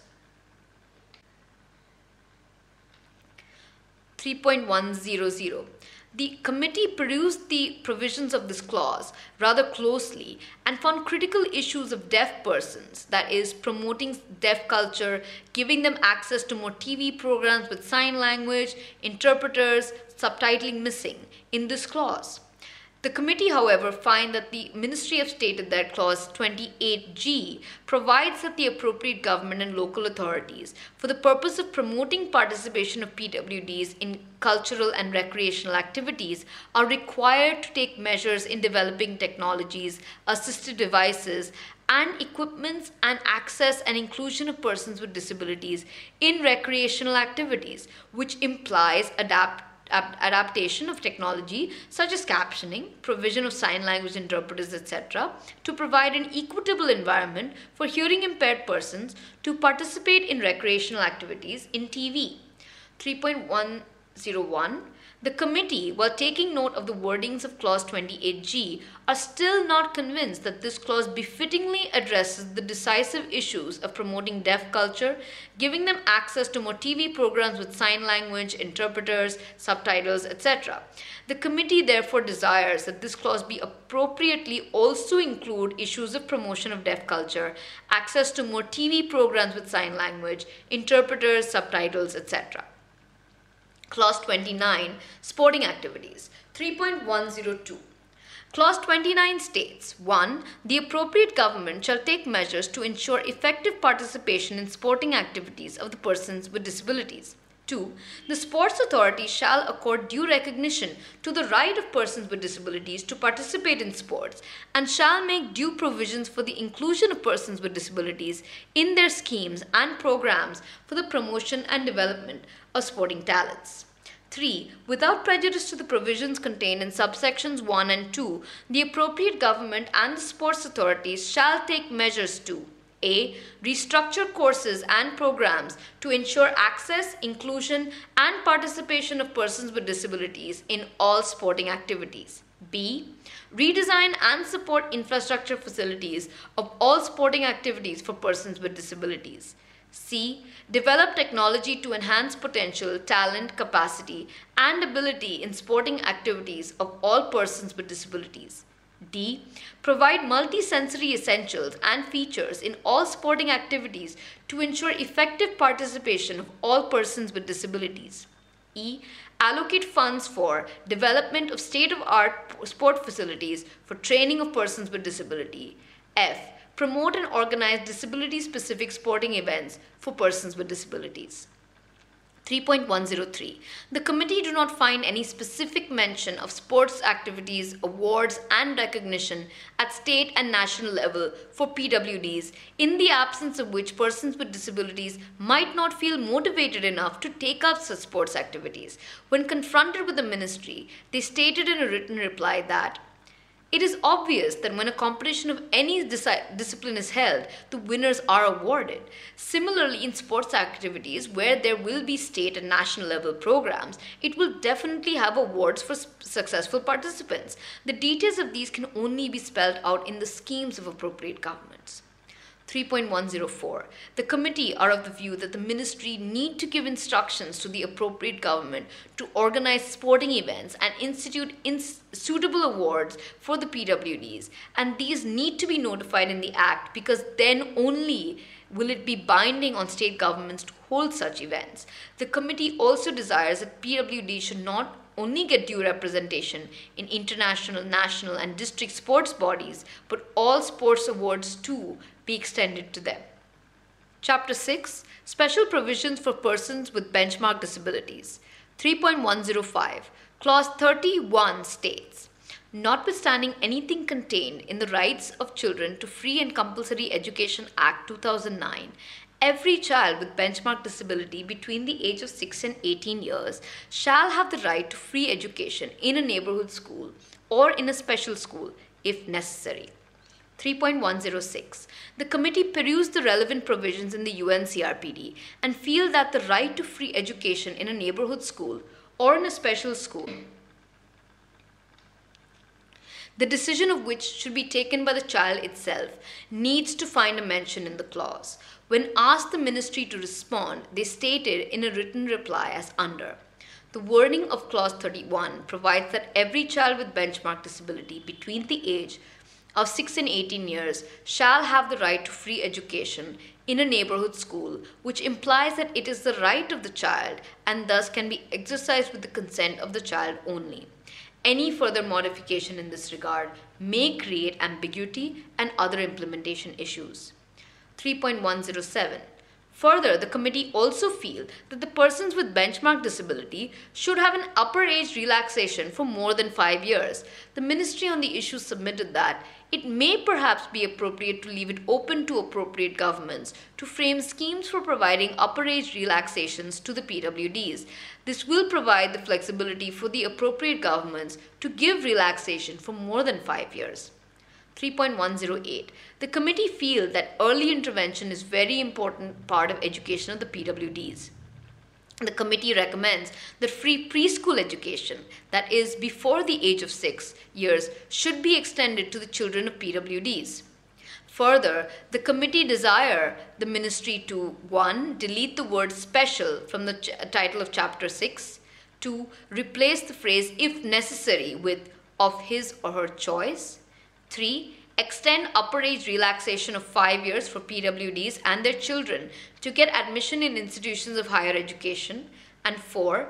Extend the upper age limit of free education to PWDs and their children up to 21 years instead of 18 years, since PWDs may take more time to complete their school education as compared to normal students. 3.109. Clause 331 states, every appropriate government shall reserve in every establishment under them not less than 5% of the vacancies meant to be filled for persons or class of persons with benchmark disability, of which 1% each shall be reserved for the persons with the following disabilities: A. Blindness and low vision. B. Hearing impairment and speech impairment. C. Locomotor disability including cerebral palsy, leprosy cured and muscular dystrophy. D. Autism, intellectual disability and mental illness. E. Multiple disabilities from amongst persons under clauses A to D, including deaf blindness in the posts identified for each disability. Provided that the appropriate government may, having regard to the type of work carried on in any department or establishment, by notification and subject to such conditions, if any, as may be specified in such notification, exempt any establishment from the provisions of this section. Explanation. For the purpose of this section, the computation of reservation of vacancies for the persons with benchmark disabilities shall be computed on 5% of the total cadre strength. 3.110. When the DOPT was asked to clarify the present reservation policy being followed for appointment of persons with disabilities by the central government, the DOPT in a written reply stated as under. The existing instructions on reservation for the persons with disabilities were issued via Office Memorandum number 36035/3/2004-ESTT-RES dated 29/12/2005. According to these instructions, 3% of the vacancies in case of direct recruitment to Group A, B, C, and D posts shall be reserved for persons suffering from 1. Blindness or low vision, 2. Hearing impairment, and 3. Locomotor disability or cerebral palsy in the posts identified for each disability.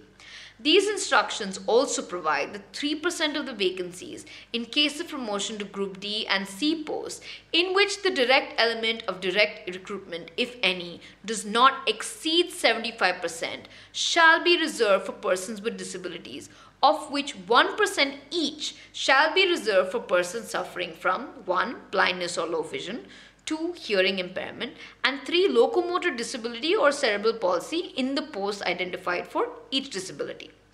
Based on the directions of the Honorable Supreme Court and the Honorable High Court of Delhi, certain modifications were issued to the said instruction of 29/12/2005 on the 3rd of December 2013 and 6-7 January 2015. It has been stated by the Honorable Supreme Court in its judgment dated 8/10/2013 in the matter of Civil Appeal number 9096 of 2013, arising out of SLP Civil number 7541 of 2009, titled Union of India and Another versus National Federation of Blind and Others, has inter alia held. Thus, after thoughtful consideration, we are of the view that the computation of reservation for persons with disabilities has to be computed in case of Group A, B, C, and D posts in an identical manner, that is, computing 3% reservation of total number of vacancies in the cadre strength, which is the intention of the legislature. Further, in accordance with the directions of the Honorable Supreme Court in its judgment dated 8/10/2009, in the matter of Civil Appeal number 9096 of 2013, arising out of SLP Civil number 7541 of 2009, titled Union of India and Another versus National Federation of the Blind and Others, para 14 of the said OM, dated 29/12/2005, was amended to the following extent. Reservation for the persons with disabilities in Group A or Group B posts shall be computed on the basis of total number of vacancies occurring in direct recruitment quota in all of the Group A posts or Group B posts respectively in the cadre. 3.111. Whether there is any special promotion policy followed by the government for the PWDs, the DOPT furnished as under. Department of Personnel and Training has not issued any instructions providing for any special promotion policy for persons with disabilities.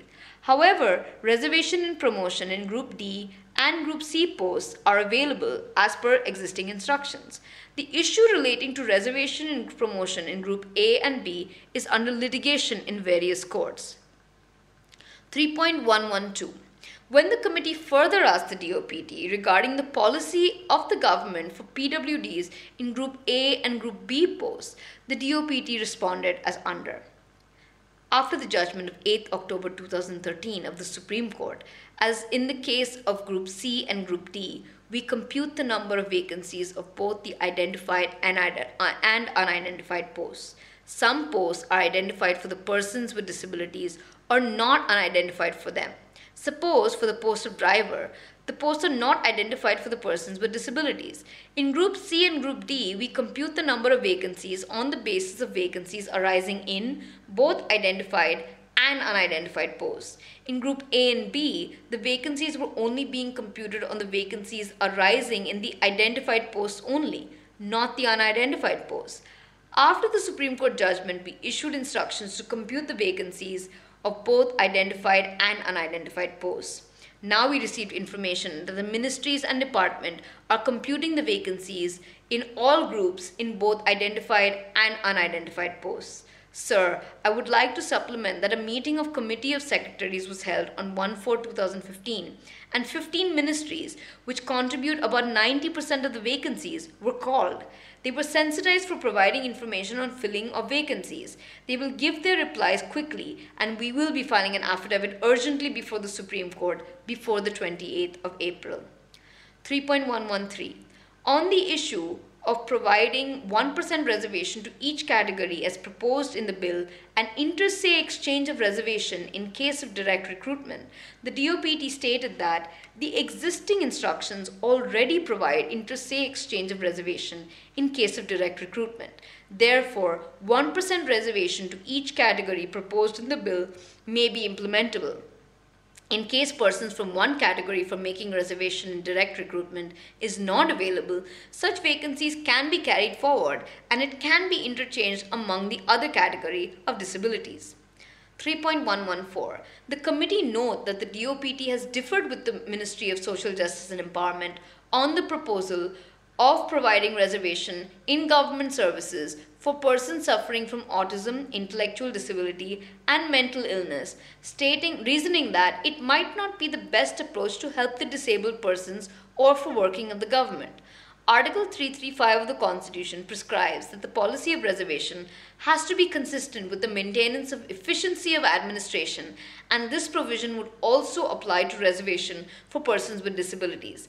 This view has been conveyed to the Ministry of Social Justice and Empowerment in October 2013 when they had circulated the draft cabinet note on the bill. The committee desires that there is a need for consensus between the ministry and the DOPT regarding the new scheme of vacancies as proposed in the bill, as well as promotion policy for effective and smooth implementation of the provisions of this new legislation. 3.115. Further, the committee have gone through numerous representations and submissions from various stakeholders and NGOs, stating that the proposition of vacancies for different disabilities in the cadre strength also needs to be reviewed by the National Commission once every 5 or 10 years. When the ministry was asked to respond, the ministry stated that the National Commission is empowered to monitor implementation of the provision of the Act, and as such is authorized to monitor implementation of Clause 33 of the bill. Further, the National Commission is also authorized to call for any information/document from any organization. Further, the National Commission is required to submit annual report or special report to the government in a manner to be prescribed by the government in terms of Clause 85 of the bill. Thus, the National Commission is at liberty to indicate the position in the annual report itself, reflecting the status every year.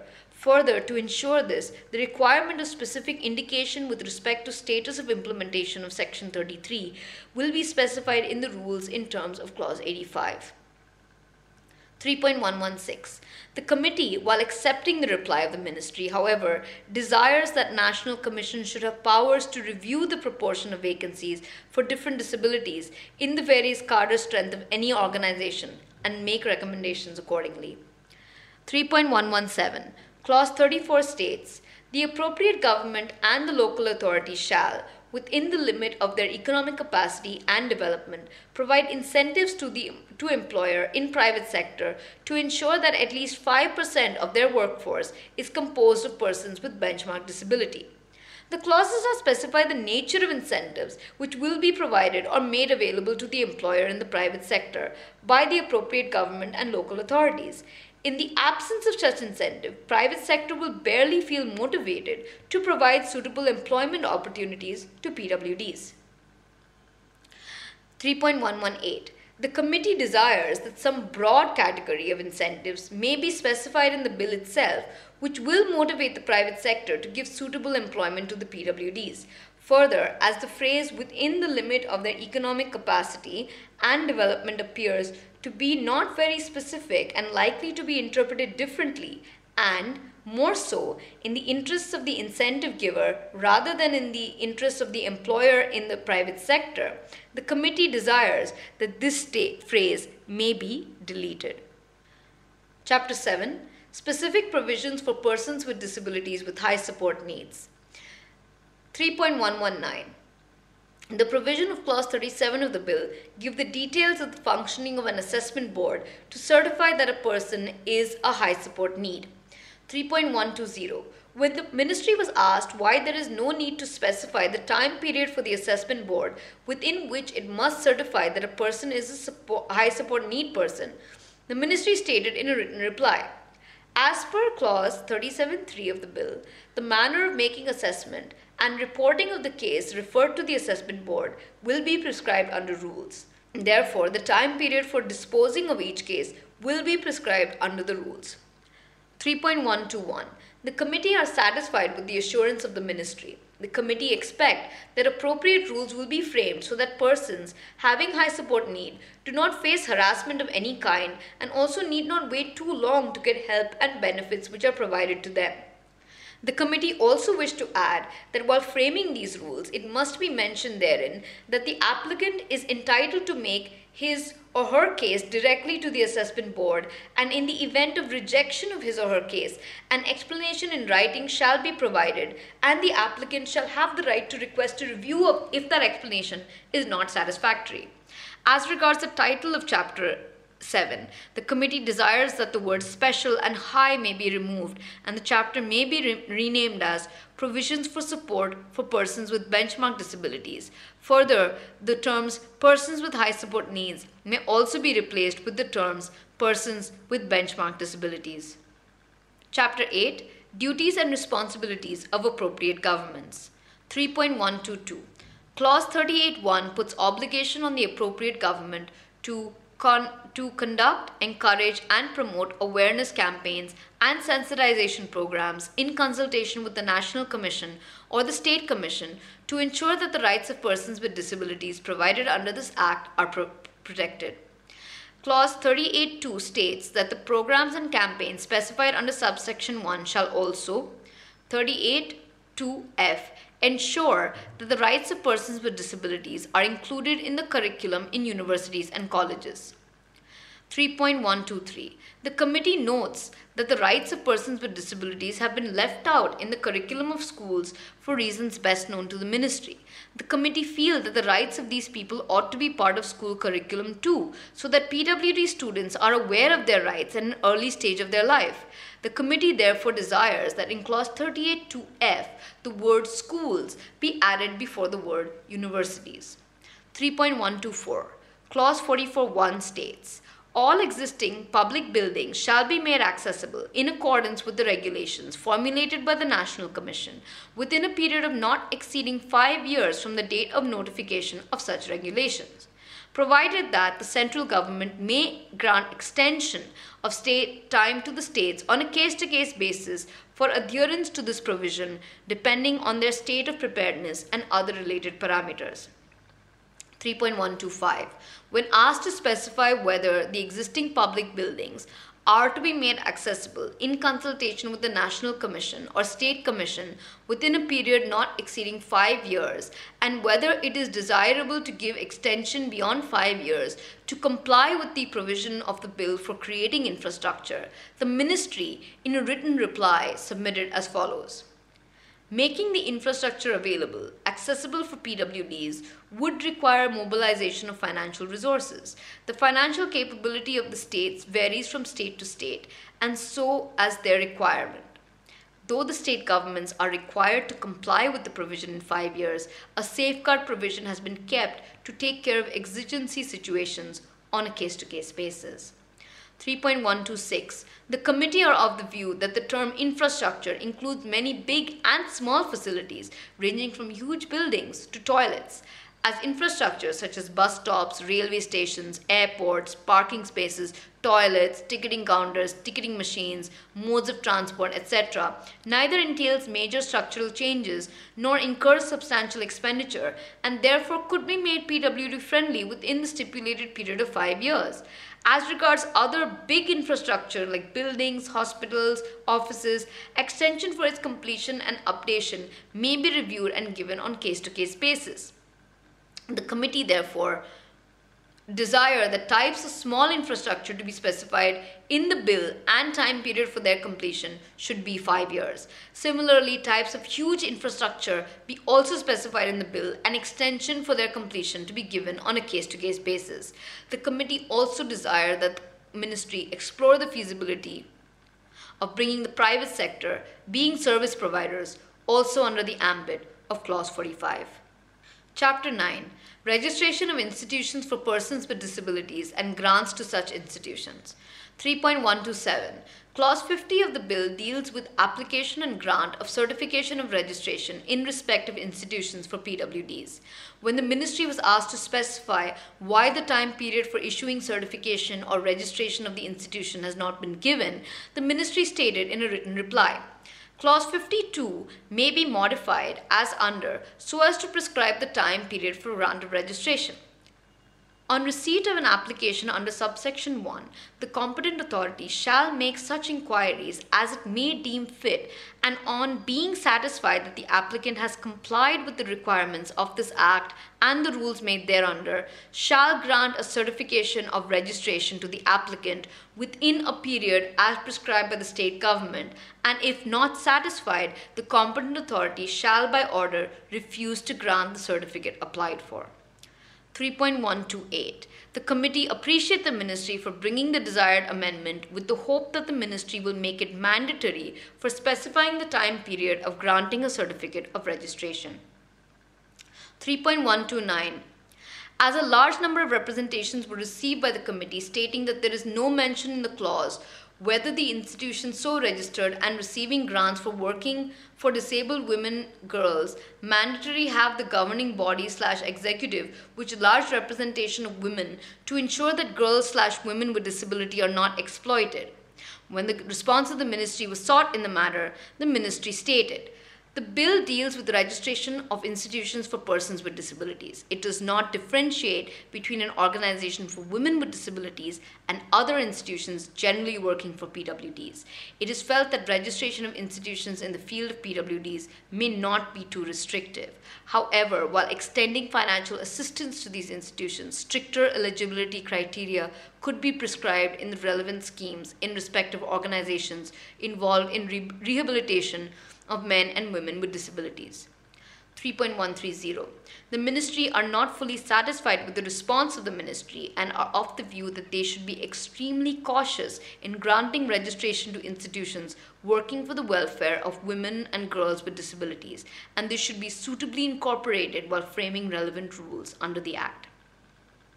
3.131. Clause 53 states, nothing contained in this chapter shall apply to an institution for persons with disabilities established or maintained by the central government or a state government. 3.132. When the ministry was asked to specify the reasons for making such a provision in this clause and why all institutions should not follow the same set of rules, the ministry in the written reply submitted as under. The registering authority, as per the bill, will be a government authority. The government agencies/institutions are bound to abide by the rules and regulations of the government. Their bylaws and governing principles are laid down in the Act or through a notification in the government, which is a legally binding document. In case of other institutions, this very aspect is not there. Thus, there is a necessity to have a process of registration other than government institutions, wherein they are required to declare their bylaws and other governing principles so as to make them accountable in case of lapses. Thus, the requirement of a government organization which is otherwise responsible/legally questionable for each of the activities with another government authority will be a superfluous activity and is not required. 3.133. The committee are convinced to a large extent with the reasoning given by the ministry for giving exemption to the institutions established or maintained by the central or state governments. The committee hopes that keeping these institutions out of purview with the Act will not result in denial of any justice to PWDs. Chapter 10. Certification of Specified Disabilities. 3.134. Clause 56(1) and 2 states, 1. The appropriate government shall designate persons having requisite qualifications and experience as certifying authorities who shall be competent to issue the certificate of disability. 2. The appropriate government shall also notify the jurisdiction within which and the terms and conditions subject to which the certified authority shall perform its certification functions. 3.135. When it was pointed out to the ministry that the above clauses do not specify any time period under which certifying authorities are required to issue certification of specified disabilities, the ministry stated, Clause 57(2)(a) may be substituted as under to provide for indicating the time period for grant of certificate of disability in the rules as under. A. Issue a certificate of disability to such persons in such form and within such period as may be prescribed by the central government. 3.136. Further, in Clause 57, there is no mention about the extent or validity of such a certificate. When the reasons were sought from the ministry stated in a written reply, a new clause 57(3) may be inserted, namely 3. The certificate so issued will be valid throughout the country. 3.137. The committee welcomes such move of the ministry to bring in the required and necessary amendments to the clauses 56 and 57 regarding time period for certification of specified disability and its validity in the bill. The committee are quite hopeful that time period so specified for certification of disability will be fairly reasonable and such certificates or ID cards will be universally valid across all departments and for all purposes. Chapters 12 and 13. National Commission and State Commissions. 3.138. Chapters 12 and 13 deal with the powers and working of the National Commission and State Commissions. A large number of institutions/organizations have desired that the chairperson of the National and State Commissions should be a person with disability, as he or she would not only be in a better position to understand the problems of PWDs, but sensitive too towards their needs and requirements. Further, there was a demand that 2 members of the National Commission should also be from PWD community. When the ministry was asked to comment on the same, the ministry stated in a written reply, the existing clause does not debar the PWD to be the chairperson. Keeping in view the function of the chairman, National Commission, it may be appropriate to leave it open for the most appropriate person to take up the job, rather than restricting it only to PWDs. It is a negative notion that only the persons with disabilities can look after the welfare of PWDs. There are examples where persons other than PWDs have been doing exceptional work for the cause of PWDs. However, it may be noted that in order to safeguard the interests of PWDs, one member of the National Commission will be a person with disability. 3.139. The committee suggests that if a person is made for 2 members in the National Commission to be from the PWD community, one, preferably a woman with disability, it will not only give due recognition to the contribution of PWDs in society, but also inculcate a sense of immense psychological satisfaction too to the PWDs. The committee therefore desire the ministry to consider their suggestion accordingly. 3.140. When the committee pointed out to the ministry whether clauses 76(1)(c) and clause 89(1)(c) regarding disqualification of a member on account of physical or mental incapacity either need deletion or revision, the ministry submitted as follows. For clause 76(1)(c), the following may be substituted. C is of unsound mind and stands so declared by the competent court. 3.141. The committee are satisfied with the proposed amendment by the ministry. The committee, however, hope that similar amendment will also be made to clause 89(1)(c) or at any other place in the bill. Chapter 14. Special Court. 3.142. As regards formation of special court to try the offences under this act, when the committee mooted the idea of setting up disability rights tribunal instead of for adjudication of the cases of deprivation and violation of rights of PWDs conferred under this act and wanted the response of the ministry in a written reply stated as under. Clause 98 of the bill provides for designation of Court of Sessions to function as special court to try offences against the PWDs under the Act for the purpose of providing speedy trials. Such designated courts can only be notified by state governments with the concurrence of respective Chief Justice of Honourable High Court. The designated special courts will be set up in each district so as to take care of the concerns of PWDs at nearby courts. Setting up of separate tribunals at the district level would therefore be superfluous. Further, the bill mandates setting up of state and national commissions to function as monitoring agencies for implementation of the Act. The National Commission will have quasi-judicial powers. 3.143. The committee feel that the title Disability Rights Tribunal is more explicit, progressive, and constructive vis-a-vis special court, which does not sound very positive. The committee therefore desire the ministry to consider renaming of a special court as Disability Rights Tribunal, which appears more focused and sounds more precise. Chapter 15. National Fund for Persons with Disabilities. 3.144. When the committee asked the ministry why there can't be a state fund for persons with disabilities on the lines of the National Fund, the ministry replied as under. It is for the states to decide as to whether they would create a separate fund similar to that of the National Fund, or they would meet the expenses from their yearly budgetary allocations. 3.145. When further asked whether compulsory donation under this section can be added for banks, corporations, and financial institutions, including MNCs, and for the public-private sector as corporate social responsibility, the ministry replied, the Companies Act 2013 allows CSR funding in disability sector. There is a separate set of guidelines to regulate CSR funding. The banks, corporations, financial institutions, etc., and all other private sector organizations registered under the Companies Law are required to follow these guidelines for utilization of their contribution towards CSR. It would therefore not be appropriate to include the above suggestion within the ambit of the bill. However, Clause 101(c) allows donations to the fund. Moreover, Clause 101(c) 1e also allows receipt of all sums from all other sources as may be decided by the central government. As and when situation so arises, the central government may notify other sources of funding for the National Fund.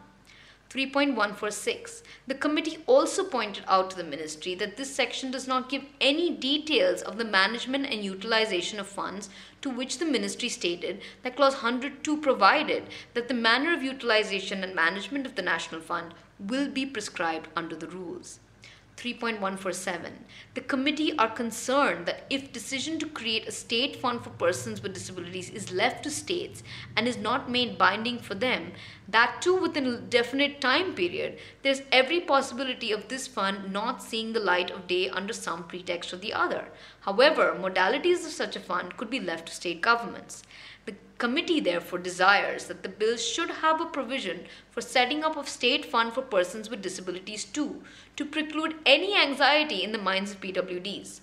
Further, broad manner of utilization and management of the National Fund should also be prescribed in the bill. Chapter 16, Offences and Penalties. Clause 105, Punishment for Offences of Atrocities. 3.148. When the committee wanted to know from the ministry whether this clause can also include punishment for those deliberately making a child disabled for the purpose of begging, the ministry stated in a reply, the bill provides for punishment of use of force to any person with disabilities with intent to dishonor. Making a person or child with disability for begging may be covered under Clause 105B. 3.149. Clause 105F states, whoever performs, conducts, or directs any medical procedure to be performed on a woman with disability which leads to or is likely to lead to termination of pregnancy without her express consent, except in cases where medical procedure for termination of pregnancy is done in severe cases of disability and with the opinion of a registered medical practitioner and also with the consent of the guardian of the woman with disability, shall be punished with imprisonment for a term which shall not be less than 6 months but which may extend to 5 years and with fine. 3.150. The committee find that this clause is silent regarding the opinion of a woman and her consent may be added in this section. When the ministry was asked to clarify, the ministry stated in a written reply, the above provision has been provided based on the suggestions received from the Women and Child Development Ministry. From the reading of the clause, it would be seen that no medical procedure could be conducted on any woman with disability without her express consent under normal circumstances.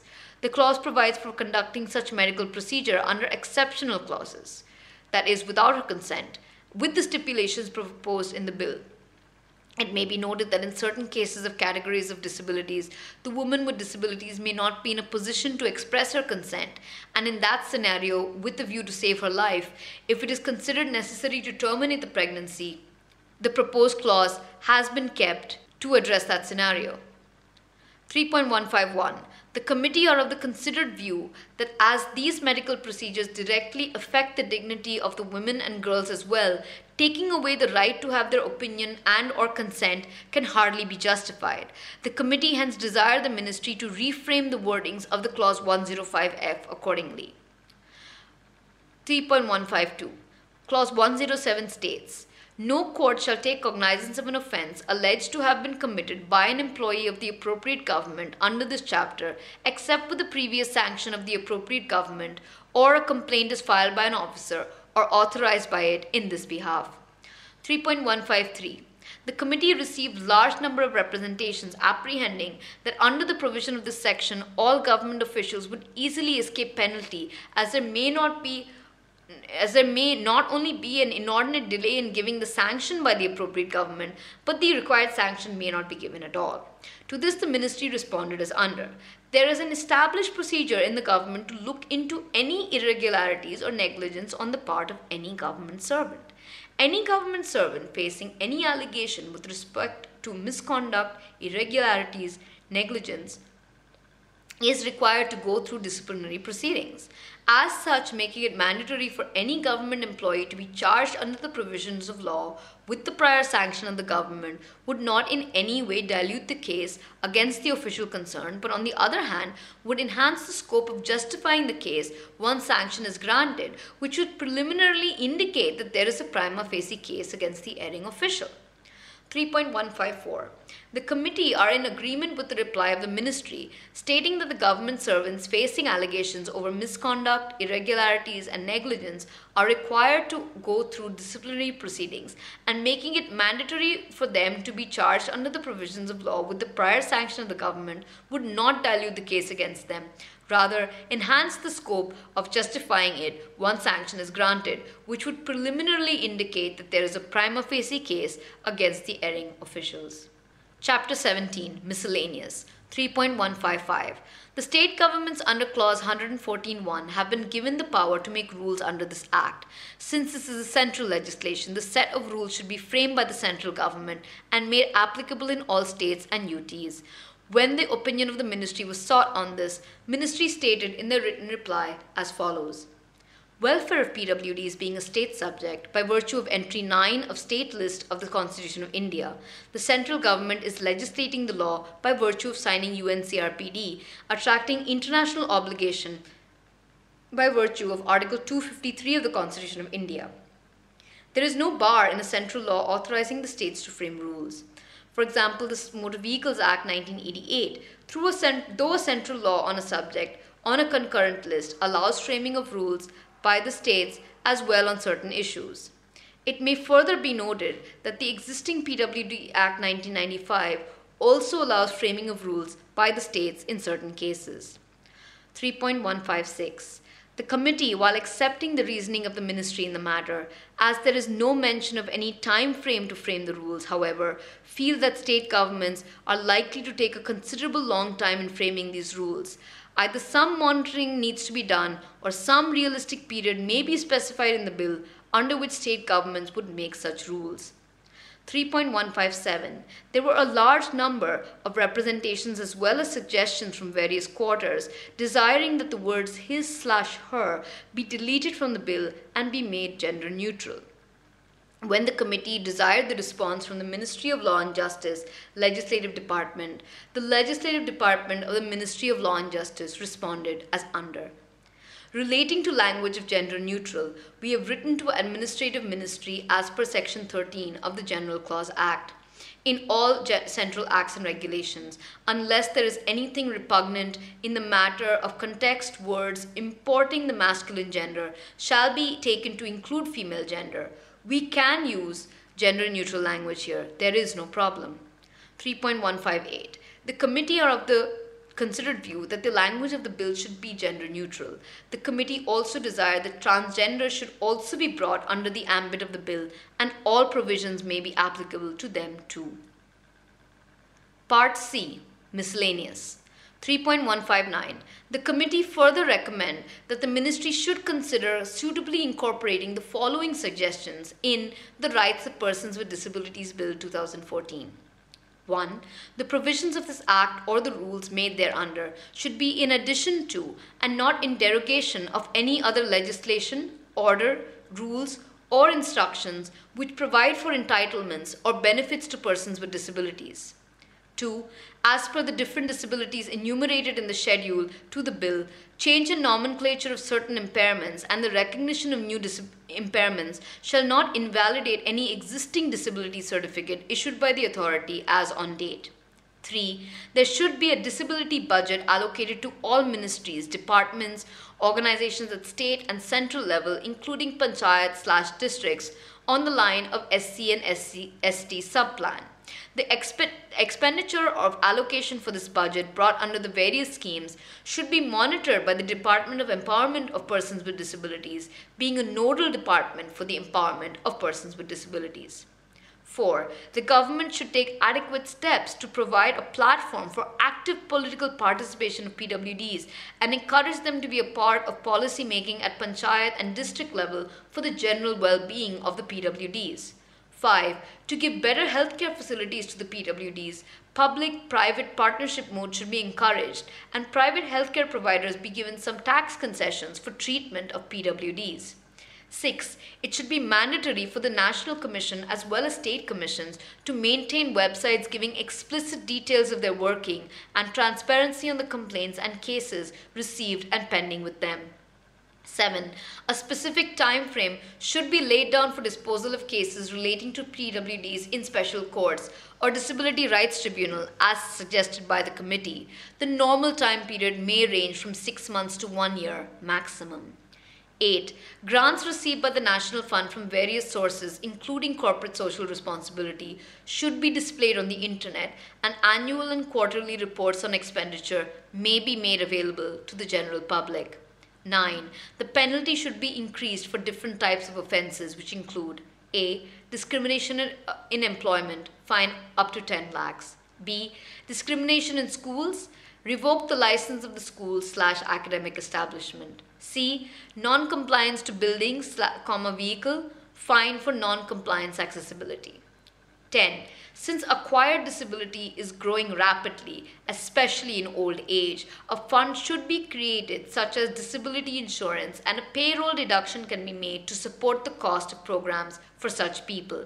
11. Since inclusive education of PWDs has been specified in present legislation, the same should be exclusively monitored by the Education Department at state and district level, and at the central level, the Ministry of Human Resource Development should be made the nodal ministry for monitoring the inclusive education of PWDs with special funds and release of grants for the purpose. 12. For school-going children who are enrolled in normal schools, as per the concept of inclusive education specified in the bill, some modifications may be made in the curriculum and examination system to meet the needs of students with disabilities, like extra time for completing the examination paper, facility of scribe or amanuensis or computer, exemption from second and third language courses, access to special equipments for their special learning capabilities. 13. The HRD ministry should make it mandatory to integrate disabled children in mainstream education and not deny any admission on the pretext of disability of the child. The schools should be asked to display data on the PWD children enrolled in the schools on the lines with economically weaker section students. 14. Service animals like dogs should be provided for PWDs, especially for the blind and hearing impaired. Training should be imparted to these animals and they should be allowed to enter buildings along with the PWDs. 15. As large number of stakeholders/institutions have varied with the view of defining blindness and autism spectrum disorder in the schedule of the bill, the same may be considered in consultation with the Rehabilitation Council of India. 16. It should be specifically provided in the bill that any provision in any law for the time being in force which is inconsistent and which negates the object and spirit of this act shall be deemed to be repugnant. 17. As the financial memorandum appended to the bill does not give a specific amount needed for execution of the schemes at central and state level, there is a need to specify the manner of funding to implement the various schemes and aspects of the bill. 18. An interdepartmental committee having representations of various ministries, mainly education, health, women and child development, DOPT, etc., at joint secretary level may be constituted prior to implementation of this new legislation. 19. Family-centric model for development and rehabilitation of the PWDs should be given weightage over special centers to allow holistic and overall development of PWDs in society. This can be appropriately incorporated in the bill. 20. In order to effectively implement the Act and to ensure that PWDs derive maximum benefit from the Act, the first and foremost agenda of the government should be to create awareness about the Act. Efforts should be made to disseminate information about the Act through regional and national channels on TV and radio, and this should be done with the Department of Empowerment of Persons with Disabilities rather than by any other agencies. 21. The government should ensure that appropriate/consequential amendments are made in other laws which govern the life, education, legal rights, etc. of PWDs which may be required. 22. Specific efforts should be made by the government to provide housing to leprosy-cured people who may not be allowed to live in other colonies on the grounds of discrimination by the society. 23. The rules applicable to PWDs enabling them to get pension should be adopted by all states and UTs to give equal benefits to all PWDs, and provisions of criteria such as income ceiling or below poverty line may be waived off. Rules issued by state and central governments should be modified to the above extent. In the schedule, 24.6. Hemophilia, delete the word only in the definition. 7. Replace the term hearing impairment with the term deafness and hard of hearing. Definition may be drafted in consultation with persons with disabilities and be notified too. 12. Replace the term mental illness with psychosocial disabilities. Add spinal cord injury to the schedule. Definition can be drafted in consultation with persons with disabilities and notified too. 25. To sum up, the committee are of the considered and firm view that the proposed legislation should be very, very carefully calibrated so as to not only guarantee security, safety, health, and welfare of persons with disabilities, but also to facilitate their growth and empowerment. Signed, Ramesh Bais, Chairman, Standing Committee on Social Justice and Empowerment, New Delhi, 5th May 2015.